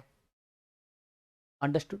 इसीलिए प्लीज रिमेंबर, अगर आप किसी डीएनटीपी को रेडियो लेवल किए हो to know whether DNA chain is synthesized और नॉट, ये जानने के लिए, तो प्लीज रिमेंबर डीएनटीपी जो आप यूज कर रहे हो उसका alpha phosphate should be radio labelled, क्योंकि डीएनटीपी का अल्फा फॉस्फेट जो है that will be a part of phosphodiester bond. Beta and gamma eventually will be released. मतलब डीएनटीपी तो आएगा 3 फॉस्फेट लेके, but only alpha phosphate will be retained in the form of phosphodiester bond and beta and gamma phosphate will be released। Understood? So अगर आप DNTP का beta and gamma phosphate radio level किया to know DNA synthesis process, आप तो कर ही नहीं पाओगे, क्योंकि बीटा एंड गामा तो रिलीज हो जाएगा जो रेडियो लेवल्ड होगा, एंड अल्फा जो है वो अगर रेडियो लेवल नहीं हुआ तो आपका डीएनए जो चेन है that will remain non radio labelled. Understood?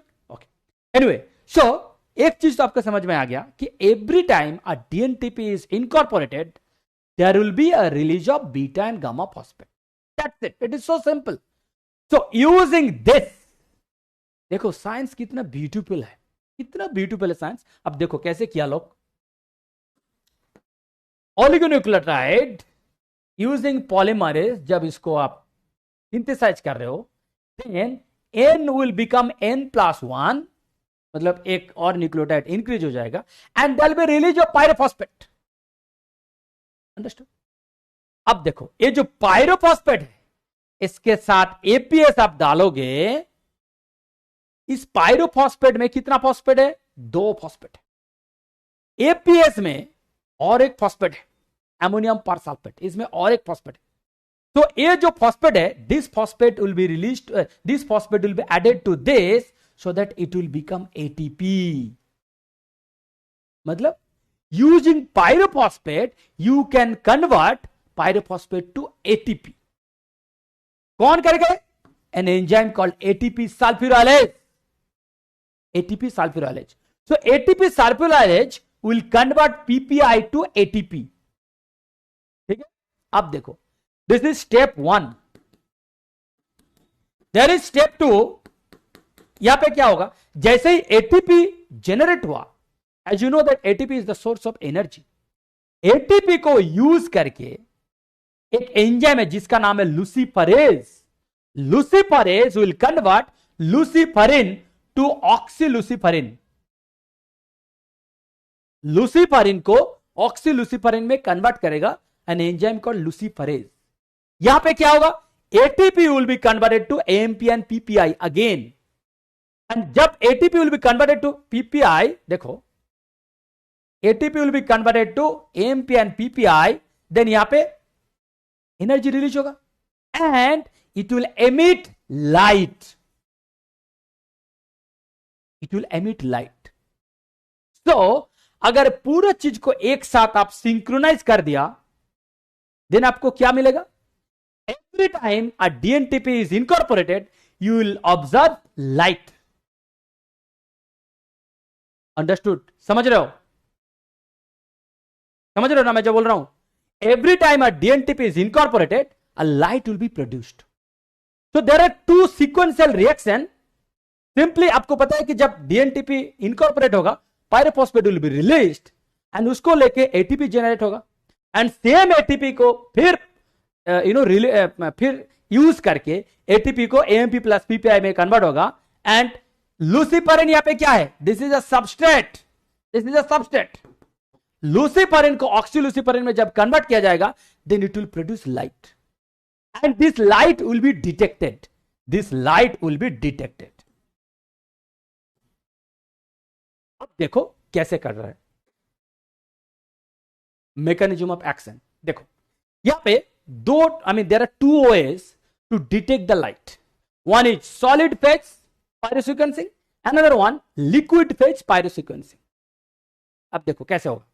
तो ये आपका एक चेन मतलब टेम्पलेट स्टैंड, टेम्पलेट स्टैंड का बेसिस पे exactly same process, template stand का बेसिस पे आप इसको सिंथेसाइज कर रहे हो, ठीक है। यहां पे आप डीएनटीपी दे रहे हो, जैसे डीएनटीपी होता है डीएनटीपी आप दे रहे हो तो सीक्वेंसिंग करके आएगा। बट जैसे ही एक न्यूक्लियोटाइड यहां पे इनकॉर्पोरेट होगा then PPI will be released and ATP sulfurylase and followed by luciferase, they will convert this ATP to AMP and PPI and this will produce light which will be detected. But यहां पे एक interesting चीज क्या है, जैसे ये light detect होगा, जैसे लाइट डिटेक्ट होगा आपको हमेशा इस रिएक्शन कैसे होगा, ये जो डीएनटीपी है हमेशा आपको dNTP will be supplied in excess amount, you have to supply dNTP in excess amount, ठीक है। सो अगर मान लीजिए कि कुछ सबस्ट्रेट एक्स्ट्रा हो गया, कुछ सबस्ट्रेट आप एक्स्ट्रा डाल दिया, क्योंकि उतना माइन्यूटली आप सबस्ट्रेट नहीं डाल पाओगे, तो बेसिकली क्या कर रहे हैं, देखो यहां पे ए आ रहा है क्योंकि टी के जगह यहां पे ए आ रहा है, राइट। सो आपने जो डी एटीपी डाला था, आपने जो डी एटीपी डाला था, कितना कंसेंट्रेशन में डी एटीपी डालना है वो आपको कैसे पता चलेगा? आप शायद बोलोगे कि सर अगर इसका सीक्वेंस हमको पता है then I can estimate. But ये हम लोग क्या कर रहे हैं, हम लोग यहां पे क्या कर रहे हैं, एक sequence which is not known to us, हम लोग को पता ही नहीं है कि यहां पे कितना टी है, टी का कंप्लीमेंट्री ए होगा, राइट। तो जब आप जीन सीक्वेंसिंग का मतलब क्या है, उसका सीक्वेंस नहीं पता है, तो जब सीक्वेंस नहीं पता है हाउ विल यू पुट कितना अमाउंट ऑफ डीएनटीपी चाहिए, मतलब कितना अमाउंट ऑफ डीएटीपी चाहिए, कितना अमाउंट ऑफ डीजीटीपी चाहिए, how will you estimate, nothing is known to us. Now you understood. तो इसलिए रिएक्शन स्टॉप ना हो जाए हम लोग एक्सेस अमाउंट पे डीएनटीपी डाल देते हैं, एक्सेस अमाउंट पे डीएनटीपी डाल देते हैं। That's why you need to remove the extra added nucleotide also. So in solid phase synthesis, in solid phase pyrosequencing, there is a process called washing. ये washing किस लिए यूज करते हैं? washing हम लोग यूज करते हैं, this is a step to remove the excess amount of DNTPs. Understood? Now देखो साइंस कितना ब्यूटीफुल है। सेम चीज का यहाँ पे जो प्रॉब्लम साइंटिस्ट को जो एनकाउंटर किए थे, जो प्रॉब्लम, सेम प्रॉब्लम यहां पे कैसे रेक्टिफाई किया, देखो एक्सीलेंट, मतलब अनबिलीवेबल। यहां पे एक्सेस डीएनटीपी का कुछ प्रॉब्लम था, राइट, एक्सेस डीएनटीपी। यहां पे देखो क्या किया, एक एंजाइम डाल दिया जिसका नाम है एपाइरेज। एपाइरेज क्या करेगा, जो एक्सेस होगा उसको फिर वापस कन्वर्ट कर देगा एक्सएमपी में, एटीपी को एक्सएमपी, फिर that will be converted back to ATP, so that यहां पे कोई एक्सेस रहेगा ही नहीं, मतलब एक्सेस सबस्ट्रेट और रहेगा ही नहीं, that will be converted by another enzyme called apyrase. तो सॉलिड फेज में वॉशिंग का जरूरी था, क्योंकि एक्सेस डीएनटीपी अगर होगा तो प्रॉब्लम क्रिएट करेगा। यहां पे कोई एक्सेस सबस्ट्रेट होगा ही नहीं, that's why you don't need any washing step, because you have incorporated apairase. This is another enzyme which will convert excess substrate to XMP. Understood? So the basic difference between solid phase and liquid phase is in solid you have to have washing step, यहां पे देखो washing है, यहां पे there is no washing. क्यों?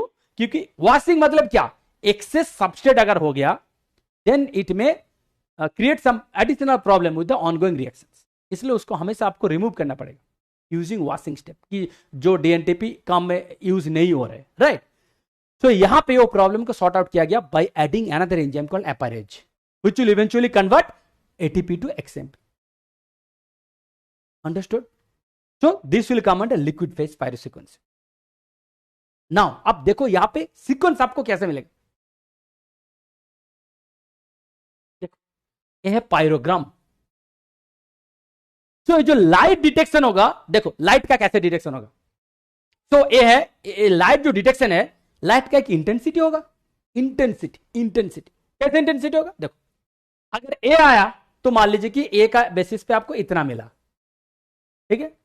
अगर यहाँ पे 2A है, 2A है, मान लीजिए कहीं पे 2A है, अगर 2 हुआ तो this will be this is for 1, this is for 2, this is for 3, this is for 4, just for an example. तो यहां पे मान लीजिए कि 4G है तो this will B 4 times, intensity will be 4।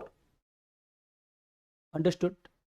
अगर किसी का 2 है तो दिस विल बी 2, इसका 4 तक गया, देखो फर्स्ट, सेकंड, थर्ड, फोर्थ। किसी का C है, ओनली 1 टाइम आएगा। अंडरस्टूड? नाउ इसको कैसे आइडेंटिफाई करोगे, इसको कैसे आइडेंटिफाई करोगे कि whether this belongs to A और T और C और G, कैसे आइडेंटिफाई करोगे? आइडेंटिफाई करोगे यूजिंग अ स्टैंडर्ड पायरोग्राम, जहां पे ए का इंटेंसिटी कितना होगा, टी का कितना होगा, जी का कितना होगा, सी का कितना होगा, दिस इज ऑलरेडी रिकॉर्डेड, सो इसको फिर उसके साथ एज ए टेम्पलेट कंपेयर किया जाएगा। तो वंस यू कंपेयर ये जो सिग्नल का जो स्ट्रेंथ है, once you compare this signal with the standard and everything will be done in computer, you no need to do anything obviously. So the computer will tell you that yes, this belongs to A, this belongs to T, to G and C. Understood? समझ में आ रहा है? Yes, Shivam, if the DNA has multiple GGG or any, the intensity of luminescence will increase. Exactly. Understood? Okay, so that's all about the sequencing. Now DNA renaturation kinetics, DNA renaturation kinetics. अब देखो यहां पे क्या होता है, देखो मान लीजिए there are 2 type of DNA, एक डीएनए जो कि बहुत रिपीट है, मतलब रिपीट सीक्वेंस है, ठीक है, जो कि रिपीट सीक्वेंस है। दूसरा डीएनए में कोई रिपीट सीक्वेंस नहीं है, ठीक है। तो this is basically repeat sequence and यहां पे नो रिपीट, ठीक है, this is repeat, this is no repeat. अब इस डीएनए को क्या किया, डीनेचर किया, इसको डीनेचर किया, ठीक है। डीनेचर करने के बाद इसको फिर आप फर्दर रिनेचर करोगे, ठीक है। डीनेचर करने के बाद फिर रिनेचर करोगे। अब बोलो एक टाइप ऑफ डीएनए जो कि रिपीट सीक्वेंस है, मतलब it contains lot of repeat sequence. यहां पे एक डीएनए है जो कि नो रिपीट सीक्वेंस, इसको डीनेचर किया, इसको भी डीनेचर किया, इसको भी डीनेचर किया, अलग अलग तरीके से, फिर इसको फिर रिनेचर करोगे, इसको भी रिनेचर करोगे। Now tell me which one will be renatured faster? Of course जहां पे रिपीट सीक्वेंस है that will be renatured faster, right? This will be slower. Understood this basic concept? Understood? So what we'll do? We will study the renatured process of DNA to know the complexity of DNA. Now, I'm sure you will be thinking, sir, complexity का क्या बात है यहाँ पे? What do you mean by complexity? देखो complexity क्या है? Repeat versus non-repeat में हम लोग complexity जांच करेंगे। कैसे? देखो मैं आपको एक सिंपल एग्जांपल दे रहा हूं, थोड़ा फनी भी लगेगा but that will ideally tell you what it is. मान लीजिए आप देखो कॉलेज में कोई लड़का उतना फाइनेंशियली स्ट्रांग नहीं है, ऐसे बहुत सारे इंडिया में, तो हो सकता है कि हर दिन एक लड़का हर दिन सेम ड्रेस पहन के आ रहा है,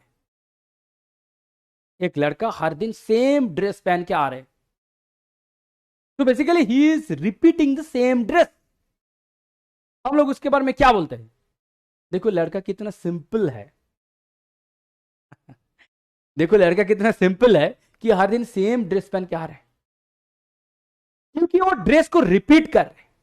सो ये जो रिपीट है, रिपीट मतलब सिंपल। अब जो कि हर दिन डिफरेंट डिफरेंट ड्रेस पहन के आ रहे हैं, please don't find me wrong, only for the sake of this I am telling you, okay. So जो कि हर दिन डिफरेंट डिफरेंट ड्रेस पहन के आ रहे हैं, हम लोग उसको क्या बोलते हैं? थोड़ा कॉम्प्लेक्स टाइप है, राइट? सो नो रिपीट मतलब कॉम्प्लेक्स, अंडरस्टूड? ये जो पूरा कंसेप्ट है, एक कंसेप्ट कहां एप्लीकेबल होता है? Genome complexity, genome complexity, prokaryotic genome versus eukaryotic genome. कौन सा जीनोम ज्यादा कॉम्प्लेक्स है, कैसे आपको पता चलेगा? Bye DNA renaturation kinetics. Renaturation से आपको पता चलेगा कि जीनोम कितना कॉम्प्लेक्स है, अंडरस्टूड? समझ रहे हो? जैसे फॉर एन एग्जांपल, जो ह्यूमन जीनोम है, majority of the human genome जो है full repeat, almost like 35 to 40% is repeat sequence. You know this? Human Genome Project से जब पूरा कंक्लूजन ड्रॉ किया गया, तब ये पता चला कि ओनली 1.8% to 2% जीन जो है that will code for protein. You know this? हाँ? ह्यूमन जीनोम का जो प्रोटीन कोडिंग जीन है, प्रोटीन कोडिंग जीन है, इसका परसेंटेज कितना है? Less than 2%। ओनली 2% जीन है जो कि प्रोटीन को एनकोड करता है। Can you believe it? मतलब 98% जीन जो ह्यूमन जीनोम में है, 98%, I repeat 98%, they don't code for protein. मतलब जंक है, क्योंकि आप एज ए बायोलॉजिस्ट आप जानते हो सब कुछ कंट्रोल कौन करता है? Protein. Everything is control by protein. तो for that only 2% gene is responsible, it is actually 1.8%। Only 2% is responsible, बाकी 98% कुछ काम ही नहीं करता है in terms of protein coding. Then आप सोचोगे सर देन 98% जीन का कोई काम ही नहीं है, तो क्या करते हो? अभी उसके बारे में लोग काम करना शुरू किए हैं, ठीक है? अभी उसके बारे में लोग काम करना शुरू किया है कि जीनोम का 98% जीन जो है that will not code for any protein, then why are they there? What is their function? So now people are expecting, people are assuming they may have some regulatory role. They don't directly encode any protein, but they may have some regulatory role. This is what the scientists are assuming. At the same time, ये जो repeat का percentage मैं बता रहा हूं, almost 38 to 40% are repeat sequence in human genome. आप सोचो, ठीक है? repeat sequence. Anyway, so ये जो पूरा जो इसका जो कंसेप्ट है, इस कंसेप्ट किसका ऊपर डील करते हैं? Genome complexity. अब देखो इसको हम लोग कैसे डील करते हैं। इसको हम लोग डील करते हैं using a plot called cot curve.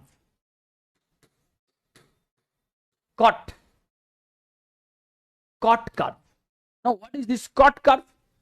देखो ऐसे लिखा है, CO multiplied by T। CO मतलब इनिशियल कंसेंट्रेशन ऑफ डीएनए। तो बेसिकली क्या हो रहा है यहां पे? क्या हो रहा है? एक डीएनए को हम लोग रीनेच्योर कर रहे हैं। Try to understand. डीएनए को हम लोग रीनेच्योर कर रहे हैं। रीनेचुरेशन कर रहे हैं मतलब सिंगल स्टैंड से ऐसे डबल स्टैंड में आ रहे हैं, right? Try to understand. Renaturation का मतलब क्या है? सिंगल स्टैंड से वापस डबल स्टैंड में आ रहे हैं, right? This is what is all about renaturation. तो इस रीनेचुरेशन में हम लोग जो कॉट कर्व है यहां पे क्या स्टडी कर रहे हैं? देखो एक्स एक्सिस में क्या है, सॉरी वाई एक्सिस में क्या है? Genome reassociation percentage. मतलब कितना percentage of DNA got reassociated, मतलब गॉट रीनेच्योर्ड।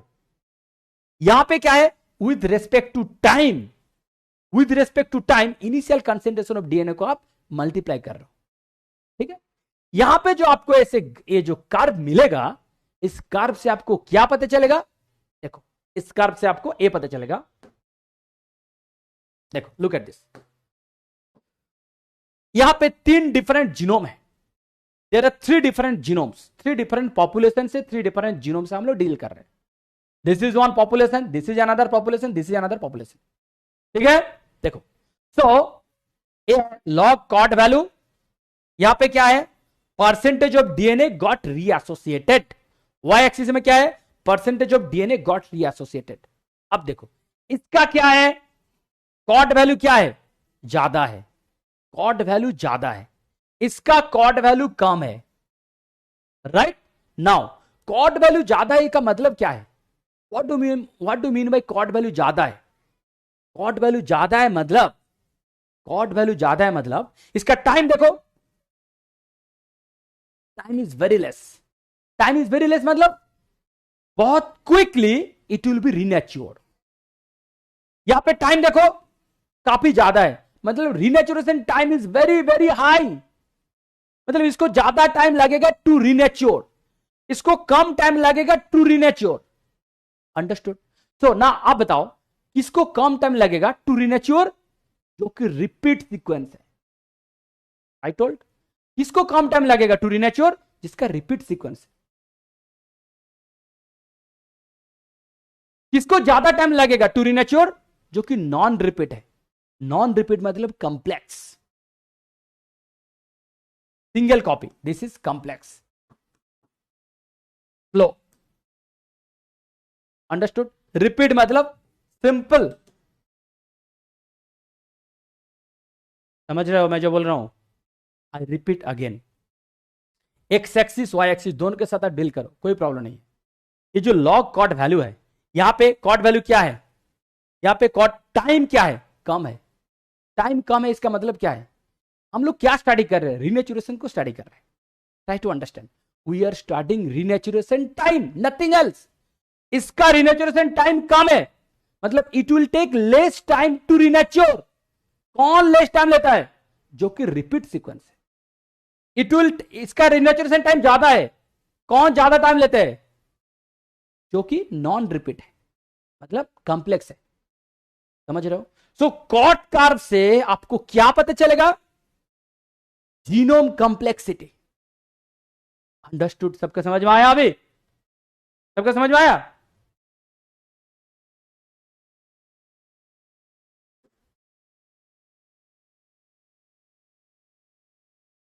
ठीक है, तो we have reached our destination. हाँ, आज कुछ सीरियस डिस्कशन हो गया था क्या, सब लोग चुपचाप है पूरा। हाँ, हम लोग डीएनए केमिस्ट्री से शुरू किए, then DNA sequencing, then DNA kinetics. कल और एक पार्ट बाकी है, that will be DNA surface topology, मतलब न्यूक्लिक एसिड का एक भी चीज हम लोग नहीं छोड़ेंगे, क्योंकि न्यूक्लिक एसिड से काफी सारा क्वेश्चन आता है। DNA is a big thing, जैसे प्रोटीन को हम लोग डिटेल स्टडी किए, ऐसे डीएनए को भी हम लोग डिटेल स्टडी करें। देखो, I will try my level best, to be very honest, I will try my level best to give you the best of me, चाहे डीएनए केमिस्ट्री हो, चाहे प्रोटीन केमिस्ट्री हो, चाहे एंजाइम केमिस्ट्री हो। Bio chemistry से शुरू किया, बाकी ऑटोमेटिक हो जाएगा, क्योंकि आपको मैंने पहले बताया कि bio chemistry is something where you need to pay attention, क्योंकि एक चीज तो आपको समझ में आ रहा है कि यहाँ पे मेमोरी बेस्ड वाला चीज बहुत कम है, राइट। यस, मेमोरी बेस्ड वाला चीज काफी कम है यहाँ पे everything is conceptual, okay. And I am sure you are thoroughly enjoying it. I don't know virtually कितना आप एंजॉय कर रहे हो, बट आई एज्यूम कि हाँ, you have understood and you are enjoying it, okay. Thank you so much, I will catch you again tomorrow, okay. Good night.